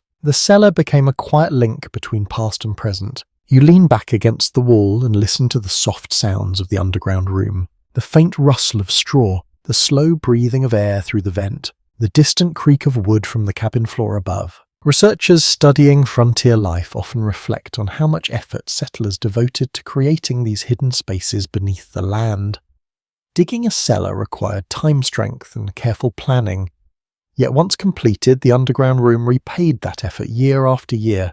The available evidence suggests that nearly every successful homestead eventually included some form of cellar or dugout storage. Without them surviving, the long prairie winters would have been far more uncertain. You close your eyes for a moment. The cellar feels calm and safe around you. The soil absorbs the outside wind. The lantern casts a warm, steady glow. And for a while the world seems very quiet. Now as the night grows deeper, the pace of the story slows. The prairie above rests beneath its wide sky and the settlement settles into sleep. Somewhere in the distance an owl calls softly, its voice drifting across the grasslands. Down here beneath the soil, the cellar remains unchanged. The jars rest patiently on their shelves. The crates sit quietly in their corners. The beams hold steady against the earth. You take one last look around the room. Every part of this space reflects the quiet determination of people who lived far from cities and comforts.